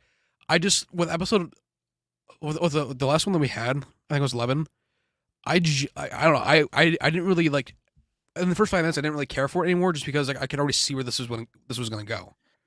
With 10, it was definitely more like heartfelt and like I felt for the characters, especially like Mhm. Emery and seeing her like she's starting to not want to be a part of it, and I think she's an Yeah. aid in letting the clones free. But 11, I was just like I want to move away from this already. I want us to be gone because we don't have a lot of episodes left, and there's still so much story left. I So mean, I was I kind of will just say waiting for it to this. pick up. Okay, fair enough, fair enough. Different strokes, different folks. But I, I will say this. I will say this, and that is that Tony's on my side. I look. That's basically my view as well, Tony. I just I love Ventress. She's probably my favorite female Yeah, Jedi from the Clone Wars era. Um, and I'm glad she's back. I don't even hate that they revived her from her book because, and usually I'm against that, as you know, yeah. but I don't hate it because it works, especially if there was Night Sister magic, whatever. As Bad Batch episodes, though, I just think 10 and 11 worked better. I think that 11, I knew that we all knew that she had to end up back at Tantus somehow. Yeah, I just That was think obvious. the way it happened was kind of cheap because like from the very start of the episode, they should have been already leaving, and the fact that like they were just dicking around and taking their sweet ass time to start getting ready to leave is what bothered me really badly. Like it felt like Fair Omega enough. had planned that stay, like from like season 1 Omega. Like it felt like they were like really immaturely taking their time and not valuing what she was saying. Like, I don't think Sure, but Cody should have been able to fully blow up their ship by that time. I feel like they should have been gone as Cody was coming. Like, they would have passed each other as they were coming in. In my mind, that's how quickly they should have been like, yo, we gotta go. Like, yeah, no, that's a good point. It probably could have been. I mean, it's for the sake of the story, right? They're always gonna like whatever convenience. Um, so I definitely get what you're saying there. It's but that how many times have we seen the Bad Batch do something utterly stupid, like bring a child on a mission, and stuff like that, when y- they really shouldn't be, 90% of the time. So I yeah, mean, at the same time, like I that, like just they don't have a choice. I feel like either. Like, yeah, I mean, I mean, I just it's just how like many taking like a youngling on a mission, like Ahsoka. sure, but like It's just less that's powerful. different because yeah, Ahsoka's being trained since like birth to be a Jedi, whereas he's like Hunter will be like, yeah, we can't take you on this one. And she's like, no, I'm coming. And he's like, okay. Like, you know what I mean? So like And like that just annoys me too because like at this point in the stage, like she should know how big the stakes are to where she shouldn't even be thinking like that. That's kind of where I'm just getting like annoyed. Like she's way too worried about Batcher and whatever the hell Batcher's doing, and yeah. not like I don't know. I feel like this is probably how I should feel, and not like how they kind of want you to feel. Like cut the shit already. But it's getting to the Yeah. point where I'm getting like frustrated. Like okay, we have not even 5 episodes left, and we got to have this big payoff. I don't want Mando season 3 all over again, where it's just the last episode, last 2 episodes where they're really good. See, Like I didn't feel like that. I felt like that's the thing. I felt like these last two episodes were real. I felt like the last three episodes were really good across the board. I mean, I liked the raid on Pabu. I mean, I like that eh, that we basically saw them, the Empire be this force that people fear because we don't get that a lot. We get it in Andor. A lot of the times, the Empire is made out to be a joke, dude. The Bad Batch was helpless against them, and I yeah, like seeing that. I like to see that. Yeah, at the end of the day, they're just human, and when there's a whole army coming after them, they can't always win. You know what I mean? It's more yeah, so I like seeing that than the fact that like, okay, we knew she was going to end up back at Tantus, obviously. Whether that happened via her giving herself up or being captured, I don't really care. It's more the fact that the Bad Batch failed again, and I think they're going to fail some more. So, and I'm all for it on that side of it. I just feel like Crosshair, after how much they went through of getting out, he wouldn't have let her just give herself up. Like I feel like it didn't feel like how Crosshair was just in the previous episode with Ventress. Like it didn't feel like the same Crosshair. Like, I felt like he would have tried fighting that with her more. At least I mean, I very well could be wrong.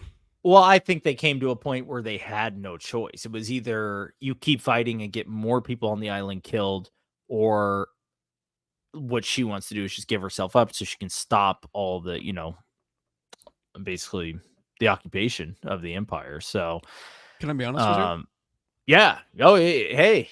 I wanted the empire to be more menacing. I wanted when I think Cody was one who said that, like, well, you shouldn't have been harboring them in the first place, and he would have been innocent. I expected him to then tell them to finish burning all the houses down. Like, I expected them to, like, fully destroy Pabu. That's what I was like. I felt underwhelmed because I expected the Empire to do more when they had Omega, to make it to where they can't come back here. Like, you can't come back here. Right, they're never going back. I would have liked to see also, some executions in the street or something like that. That'd have been cool, especially from how Andor had given us that presence. But I get this is more of a kids show, so you can't have. But we had that in Clone Wars though too. We had a little bit with the Mandalorians, with Death Watch. Sure. Yeah, that's so. True. I think. See, but that was pre-Disney, right? That was pre-Disney, so it's like, things have changed under Disney, whether you want to admit it or not. And maybe they do see it as a kid show and they don't want to go all the way there, even though Dave probably would. I mean, Dave is beheading people, right. He would do it. So, I think Emily will crack and get in contact with the clones or Bad Batch. Yeah, easily. I feel like she's gonna be the one to set the clones free from the inside. And like with Omega's help. Yeah, that'd be interesting if, because now she's leading the clone program and she has a soft spot for Omega, whether she wants to admit it or not. I would really hate if Cody's just in a cell. Like, if he is CX2, he's got to be, man. It's the whole, like, when he said to Crosshair, like, you could have been one of us, like, that just told me that, like, Crosshair couldn't be brainwashed like they wanted him to, but Cody was. That's just what that tells me, basically. Yeah, exactly. Like, I'm just saying, like if it's not that, like if he's just sitting in a cell, just like, I don't know. I just feel like who's gonna take charge? Like, we need to have a known clone that's gonna, like, take charge of all of these clones that are being released, and is going to lead them before they meet up with Rex and everything on the outside. Like, they have to have someone. Obviously, you can't use Gregor or Wolf. I mean, you could. Yeah, I think Wolf would be a great option there. I just feel like Wolf is gonna have to, like, fake his death in some way to get out. But no, because the Empire knows that Wolf is with Rex and Gregor in Rebels because they've already contact. Yeah, okay, yeah, that works.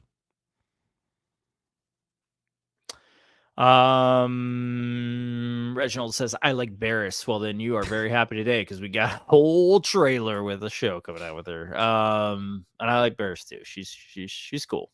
So excited to see where that goes. The Empire shot their own foot, killing off all adult Jedi, destroying Topeka City when Palpatine needed them for Hemlock blood matching. What about Jedi and Stasis? That's the thing. So they killed off most adult Jedi. There's still a few out there. I think they're just probably having trouble capturing them. So, and I mean, a lot of them too would rather be captured than be killed. Like, a lot of them did give up, and that's how we got some of the Inquisitors too. But majority of them also, like, were they were killed off, but a lot of them too, like, have gone the Obi-Wan route where they're fully disconnecting themselves with it so that they can't be traced or found. Right. And they're it's I mean, like, Palpatine could have easily taken, like, Anakin's blood, for example. He could have easily taken Mace Windu's blood or Yoda's blood, but Tony's right. Like, they did shoot themselves in the foot. They should have somehow incapacitated them, and like using the Mandalorian, like, holding cell thing, like the so that like Maul can use his force powers. Like they needed to have some sort of something like that for that to be viable, though. I don't know. I definitely think Tony's right though. That they definitely did like shoot themselves in the foot. Yeah, a little bit. I think they extinguished their main threat though, in a way. So it's like a double-edged sword, right? Like, okay, you got rid of the threat, but at the same time, now you don't have any adult Jedi to utilize for like your plans.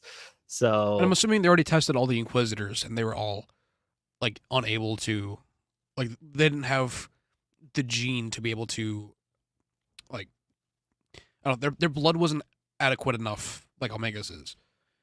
Right. So if they have all the, like the Grand Inquisitor, for example, like if they have them underneath them, they're going to be testing them too. Because why would they go, like, what waste of time trying to pay bounty hunters and capture this other person that's out there when they can just use someone that's already underneath their control?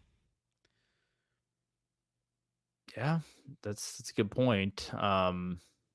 I don't know. It's interesting, man. I'm like, part of me thinks still that maybe her blood can accept midichlorians and she's not actually force sensitive. I don't know. You know, I'm very like, I don't know what they're trying. We don't even know what they're really trying to do, like with the blood. Yeah. So, yeah. The most we know is necromancer. So right. There's a long road to get to that. Right. Still got another 30 years. We're gonna probably get more necromancer in I guess the Mando movie or Dave's movie. Yeah.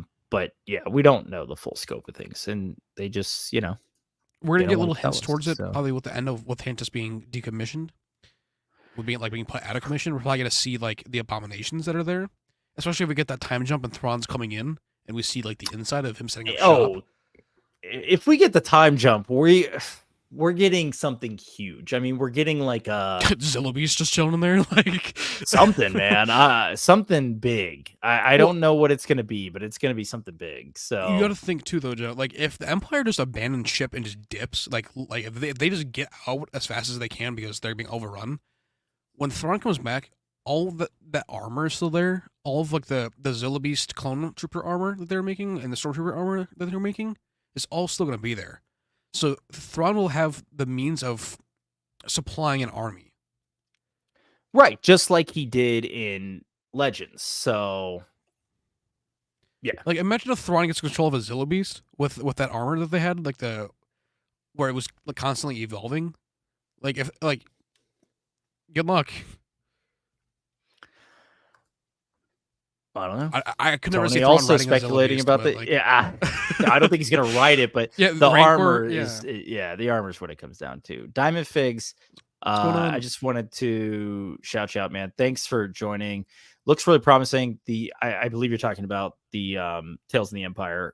Yeah. And I couldn't agree more.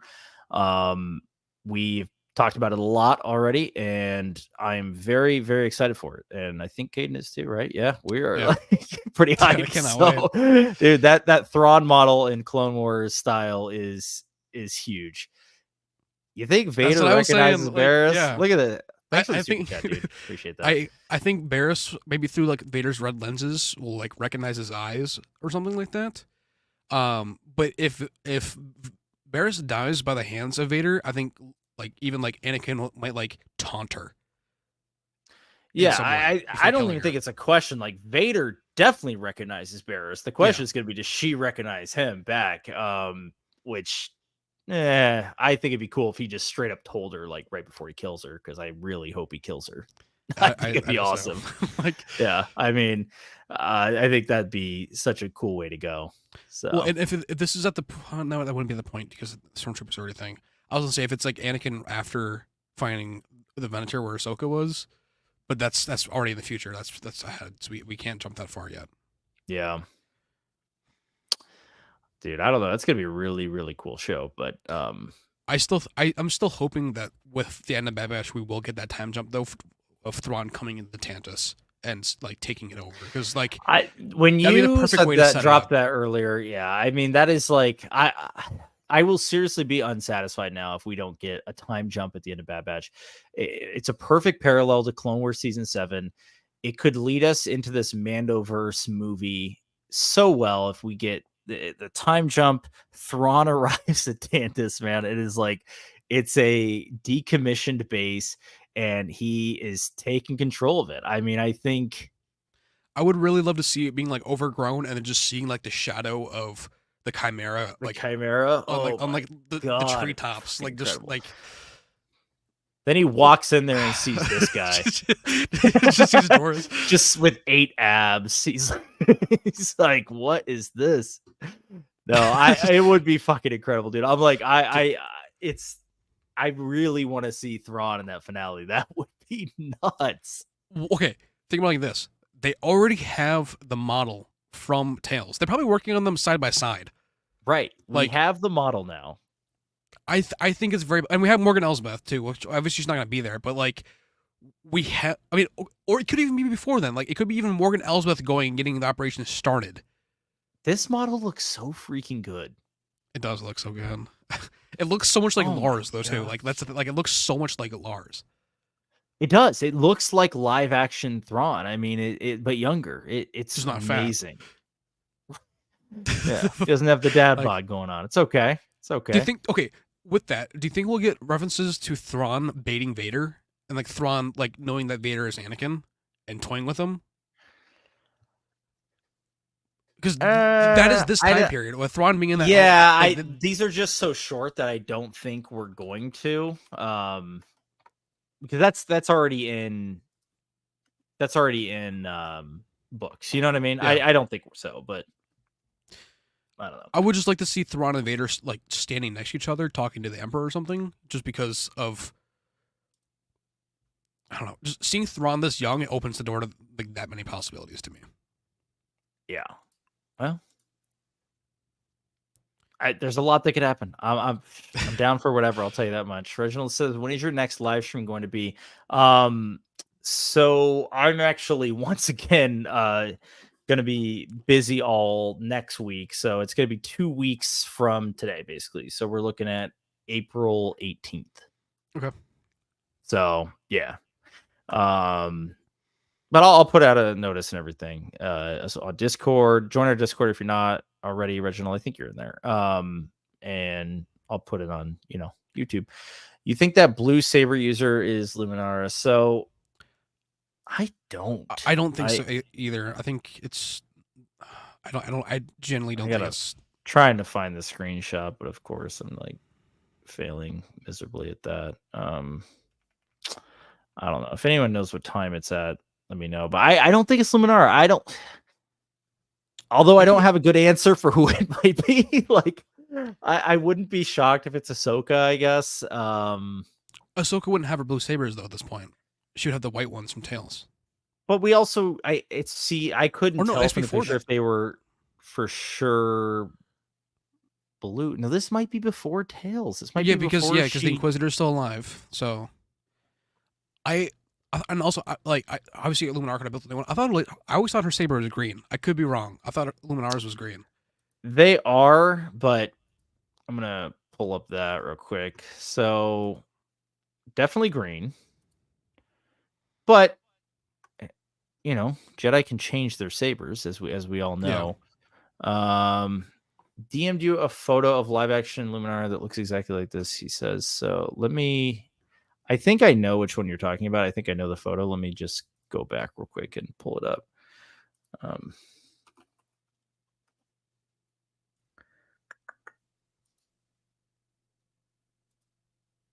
This might take me a second, but I don't know who else it could be. So I'm gonna leave that unknown for now, I guess. But it could be Ahsoka if I guess it takes place before the. I'm just because she left her sabers. Like when did she left her sabers? No, she left her sabers there at she would be saberless at this time because she gets her crystals from the Inquisitor that she kills in Tales, which is going to be after. So I think it's definitely not Ahsoka. Fuck, who would it be then? Assuming he's saying that he's assuming Luminara loses her blue light or her regular lightsabers during. I mean, definitely could. Do you think that she'd rebuild her sabers, or do you think that she would, like, if anything, she would step away from rebuilding it because it'll only give her away? Because we know Luminara is dead before Rebels. That's already confirmed because they're already using Luminara's essence to lure in Kanan. So, I mean, that'd be insane if she did come in though too, with it being with Barriss. I'm trying to get in to see this photo, but I've never logged in Instagram on my computer. Let me tell you that right now, and I'm sorry about that, Will. So let me take a look here and see what I got in my phone. Do you have Discord on your phone? Huh? So if you just take a screenshot of it on your phone and then send it to yourself on Discord, or send it to like our chat in Discord, then you can pull it up on your computer too.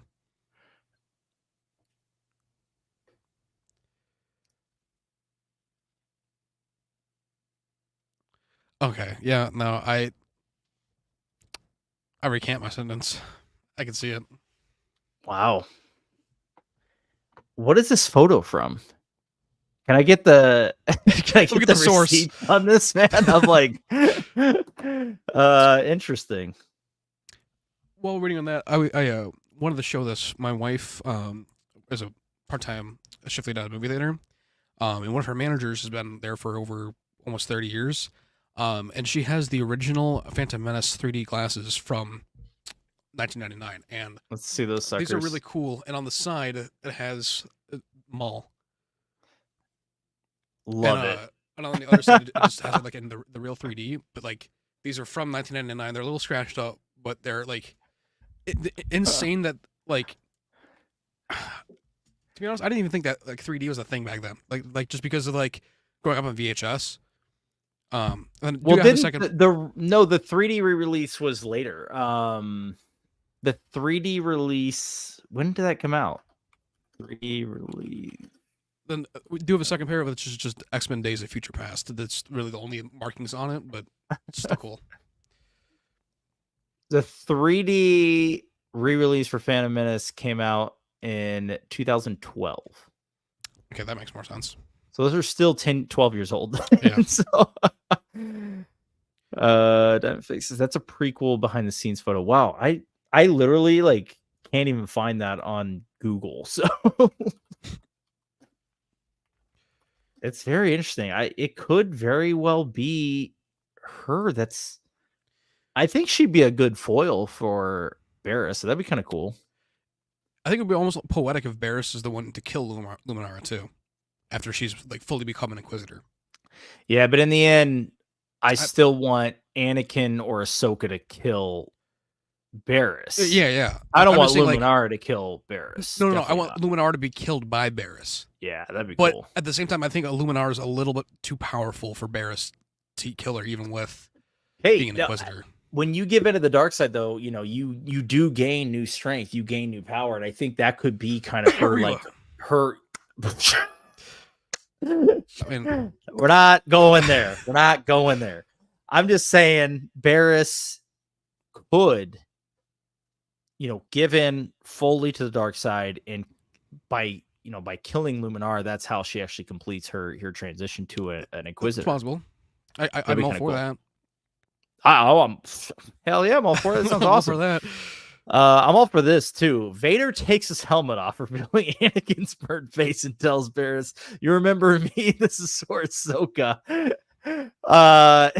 It's a little much, but at the same time, I don't want him to take his helmet off. I can see a variation of it, but I do want him to tell her, like, "Yeah, you remember me? Like, I'm Anakin," and then he just freaking kills her.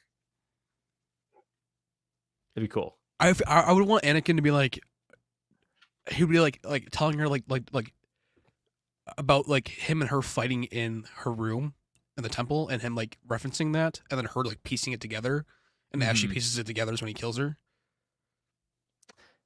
That'd be cool. Once she figures it out. Yeah, we don't want her to stick around No, I feel like she has to be gone by the end of her 3-episode arc.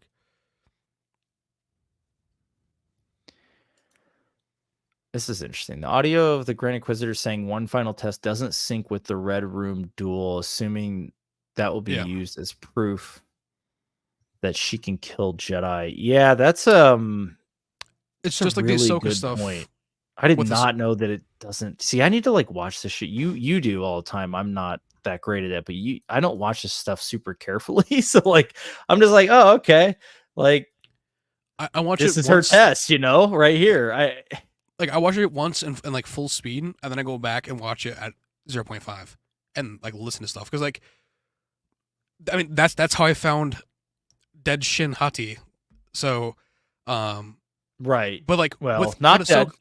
Well, yeah, that's what I said, like that. Like with Ahsoka, when her and Sabine were both saying "ready" in the trailer, like they weren't really saying that. Like I could very well hear it when like the line did sound a little bit odd. It felt a little out of place just because his mouth looked like it was saying something completely different. So, well, okay, yes. I'm still like in between. Like, no, it's not Luminara. Luminara's. I feel like Luminara's face is a little bit more like greener. This is animation, though. Dude, the picture he sent me. Are you kidding me? It looks all like it. It literally is. Okay, I don't even know why. I lost it. Fuck, dude. It literally is. I mean, that's just confirmation. Yeah. Thank you, Will, for the confirmation. It just 100% is. I'm still debating. Like if I do Facts. My Tantus video tomorrow or do the breakdown, because then that's definitely going to be in the breakdown too. Oh yeah, when you do your breakdown, we'll definitely do the Tantus video because I think that's the way to do it.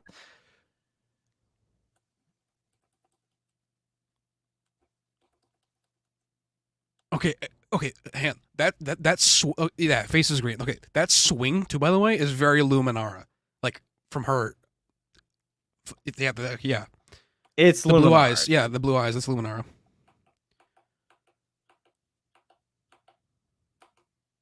Wow. Great find. Love it. Damn well. Thanks. Love it. Thank you, Diamond Figs. That's insane. Yeah, I mean, Jesus, this is why I need to watch this stuff more carefully, I guess. So.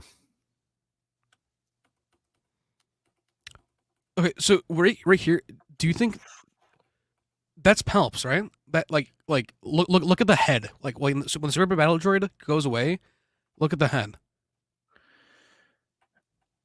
It very well could be a Dathomir, but that looks like Palp's cloak, right? Like the top of it from like how it looks in Bad Batch.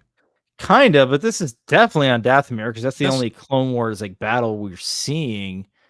Unless there's like another scene though too, like because that's definitely not Morgan. Why does she have a cloak on all of a sudden now? Could it be Maul? No. Why not? When did?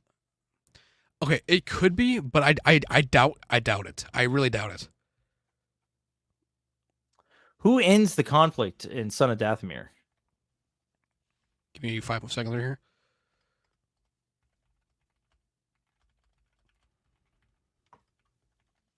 Oh, Diamond Fig says Palpatine there for invasion of Dathomir, wanting to use Night Sister magic. That's what I'm saying. Like I think it's Palps because he was there. Because didn't he see the Witches of Dathomir as somewhat of a threat, and that's why they kind of put an end to them? Because it was really the Empire's doing, even though it was technically pre-Empire, Republic to Empire transition. So, yeah, I don't know. That is like, that's another interesting one. I'll say that much. Wow, that could be. It has to be Palps. I'm looking at it right now. On I think we're getting Palps. I think it's some sort of adaptation of Son of Dathomir. Is he in Son of Dathomir? Yes, in book 4. It's Maul and Mother Talzin fighting Palpatine. But Maul's there too. Yes, I'll literally send you the screenshot of the cover too on this. Yeah, so that's why I'm like, it could be Maul, I think. But I just like, why would Palps be taking out battle droids? I guess is my question. I mean, also too though, Mother Talzin had battle droid parts that she used to repair Maul's legs in Clone Wars. So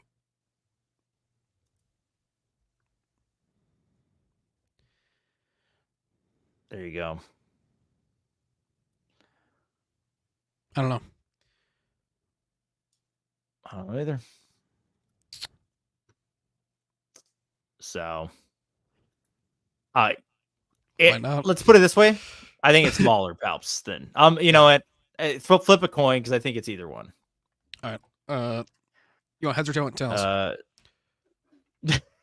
I'll take Maul. You'll take Palps. We'll see. All right. 1 month. 1 month we see. There's 2 Inquisitors there for that battle, one running at them and one holding the 2 blades as the fourth sister. Yeah, I noticed there was the fourth sister there. The one in the background, neither of them die. Yeah, because we see them in Kenobi. Right. I think the one in the background is either Marok or it's Barriss. Because like there is some sort of helmet that's wearing. Could that be where Marok dies for the first time? Could be. But then also, how does he come with Morgan Elsbeth then? I feel like Marok that battle's taking place. It's true. Also, I got a question for them and Fangs. So when the Grand Inquisitor is training with Barriss, do you like? I don't think that's in the fortress. Do you think that's on like Korriban, or do you think that's like? It's definitely a Sith temple. So where do you think this is? Because I think it's Korriban, if anything. Because it's too soon. I feel like to be the fortress. But that's, I don't know. That's just me. Or maybe even the Jedi Temple, like the Sith Temple underneath the Jedi Temple. But that's probably more likely than Korriban. I think it is underneath the Jedi Temple, personally, but I don't know. What are you gonna do? I feel like we discussed it a little bit. I don't know. If Dime Figs, if you're still around, give your 2 cents.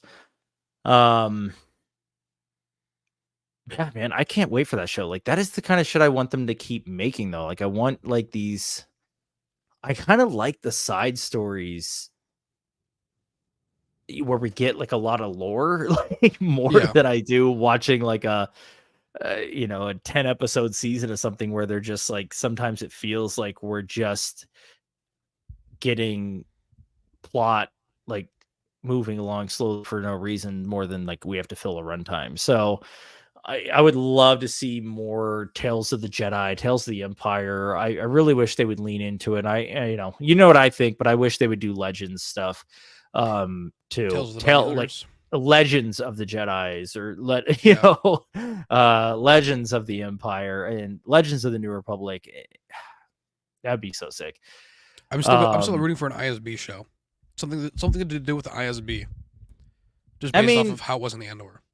Andor is giving us that to some degree, and really well, I would say. So I don't think they're going to lean into that too much unless, let's say, Andor season 2 does so well that there's enough like credence to do some sort of spinoff with the ISB.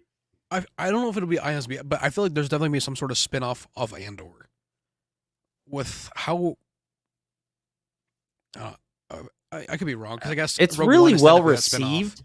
Rogue One is that spinoff. Rogue One is the conclusion of that story, and supposedly season 2 will kind of lead right into Rogue One. So I'm saying, like, unless they wanted to give us now the story of a different character from Andor, from a kind of like from a different point of view. So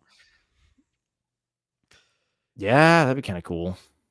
I don't know how they include the ISB in that, but give Donnie Yen some light. What do I know, man? No, I'm excited for Andor season 2. I probably don't. I do like it a lot. I think it's really, really well done. I don't probably love it as much as some people do, and the reason is because it kind of just makes me wish they would put that kind of care into like these like Force centric shows or Jedi centric shows, because good Lord, it's gorgeous, man. That is a gorgeous show. So I I really still keep thinking wish the that, beach, like with the synth wave from the beach, like that shot, like going like I to the love that. hotel, is just like, give us more of that. Yeah, I love it. Oh, it's really, really good world building. Um, Who is the cinematographer? Is it Greg Ferguson? no, Greg Fraser only did Mando 1 and 2. He's been pretty busy ever since then. He did the Batman movie. Obviously, he did The Creator and he did Dune 1 and Dune 2. If you guys don't know, Damian Greg Garcia. Fraser is the man. And what else has he done? Has he done anything like of note? Let me look up real quick.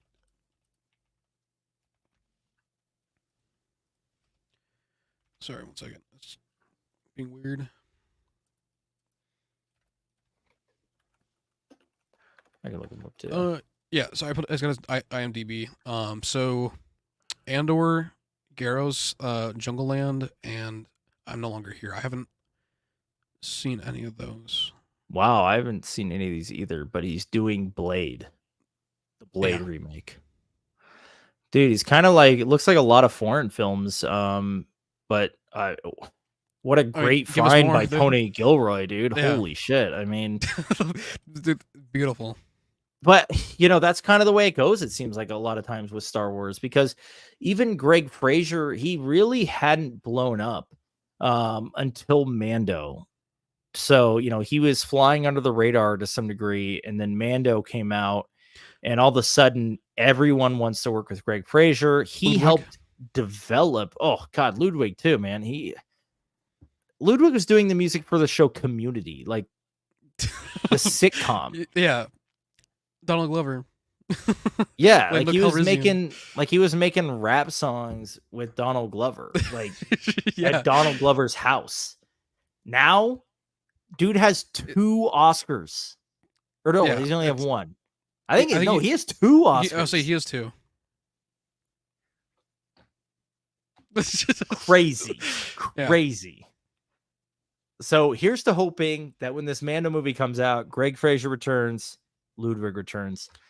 That would be fantastic. Give us some maybe even collabs between Ludwig and Kevin Kiner. Yeah, I just because of like how menacing Balin's theme was. Like, I want that more of that for like Thrawn's new army he's gonna have. Yeah, no, Kevin Kiner killed it on Ahsoka. I still listen to that one all the time. That soundtrack, that's a great one. And Ludwig killed it for Mando season 1 and 2. So I would love to see them. Well, he did partially for Book of Boba. I'm saying like the outro of the finale. Yeah, I thought was done by Ludwig. He did the theme and the outro. Yep, that's right. Not much, but enough to make an impact. Yeah, to make a splash. Yeah. All right, man. Let's call it there. We've been on stream for almost 2 hours, a big one today, which is good. Yeah. We had a lot to cover. But like I said, I won't be around next week. So on the 18th, Thursday the 18th, let's plan another stream. We'll be talking. We'll have 2 more episodes of Bad Batch. That'll be our last one before the finale. No, there'll be the finale is on the first. So yeah, the first. So we'll have 2 more episodes after that. Yeah. Right on. But I think the episode on the 24th is going to be a cliffhanger. It's like a 2-parter going into episode of the finale. So it'll be an interesting conversation. Should be interesting. And it's gonna be awesome though. Right after the finale, we're getting this Tales of the Empire. I can't wait. That is just I'm really excited. One day to be sad about them all being slaughtered, and then Rick back. Yeah, I know, right?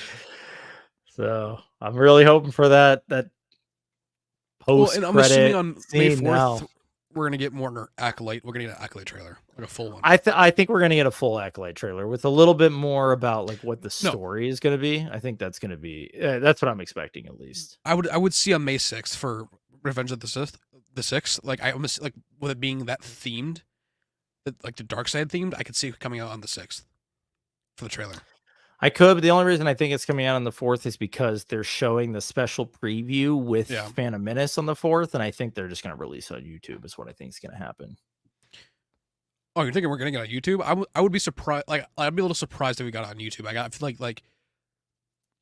I just feel like it'd be probably like a week after the Phantom Menace comes out, they may like release it. I didn't think they would do it the same day. I just think they will, because otherwise you're gonna have like phone recordings of it all over the internet. Why not just like get those views and ad revenue for yourself? You know what I mean? We'll be on Reddit looking at them anyway, so exactly. Like we're gonna see it either way, so I don't really care. But I am planning on seeing Phantom Menace. It's gonna be fun. So yeah. Can't wait to hear the This Is pod racing line. Yeah, that, and I'll try spinning. That's a good trick. I haven't seen Phantom Menace since 1990 in theaters since 1999. So it's time for me to go back. I was a child. I never got that lucky. I think the first movie I remember seeing in theaters, like superhero or like sci-fi, was either the first Iron Man or Spider-Man 3. I think it was Spider-Man 3. Oh my gosh, Spider-Man 3? Wow. And that comes back in theaters like 2 weeks from now. So you're just a baby, man. I don't know what to tell you. I saw The Matrix in theaters, dude. I'm like, also in 99, I think. Or was that 98? Holy shit. I think it was 99, if I'm not mistaken. But I could be wrong. I don't know. I wasn't born. Yeah, it was my first rated R movie in theaters, The Matrix. The first rated R movie my grandpa made me watch was Anaconda. And that was like 5. So like that I'm still terrified of snakes to this day because of that movie. I don't blame you. Is there gonna be a season 2 for Tales of the Jedi? This is season 2 for Tales of the Jedi. Yeah, this is like it's the same show, but it's different categories. So we get Tales of the Jedi. We're getting basically like Tales of the Empire. The next, every single season is gonna be renamed something. Probably. It'd be interesting to see if it's in the same, like, if you go to click on Tales of the Jedi, if it's in a show there, like season 2, and then if it'll show that, or if it'll be 2 separate selections on Disney Plus. That's what I'm kind of Should be interesting. It was interesting though in the trailer when they took the Tales of the Jedi logo and like burned it away to reveal the Empire. So it was interesting, but yeah. Other than the original trilogy, I only seen Star Wars on TV. Wow. Should have saw the prequels in theaters. It was a time to be alive. Not a lot of love there, but if you were a kid, it was fun. I know you weren't a kid, Tony, then, but yeah, it was fun. So I remember going into kindergarten and telling people that I liked Anakin Skywalker, and then just getting berated. Like they're like, "What's wrong with you?" Yeah, I remember like saying like I really like Anakin, and everyone's like, "Yeah, you're dumb." Like. Yeah. It was a tough time. Now the sequel guys are going through it, so guess we all get it. We all got to experience it sometimes. All right, it was fun, Tony. Thanks, everyone. Thanks for joining. Till next time, 2 weeks from now on Thursday, we will be chatting with you guys. May the force be with you. I don't know. So stay tuned for breakdown and this Tantus theory video too. Yeah, head over to Cantina Talk and check out all those videos these guys coming up. So that's all I think. All right, thanks, guys.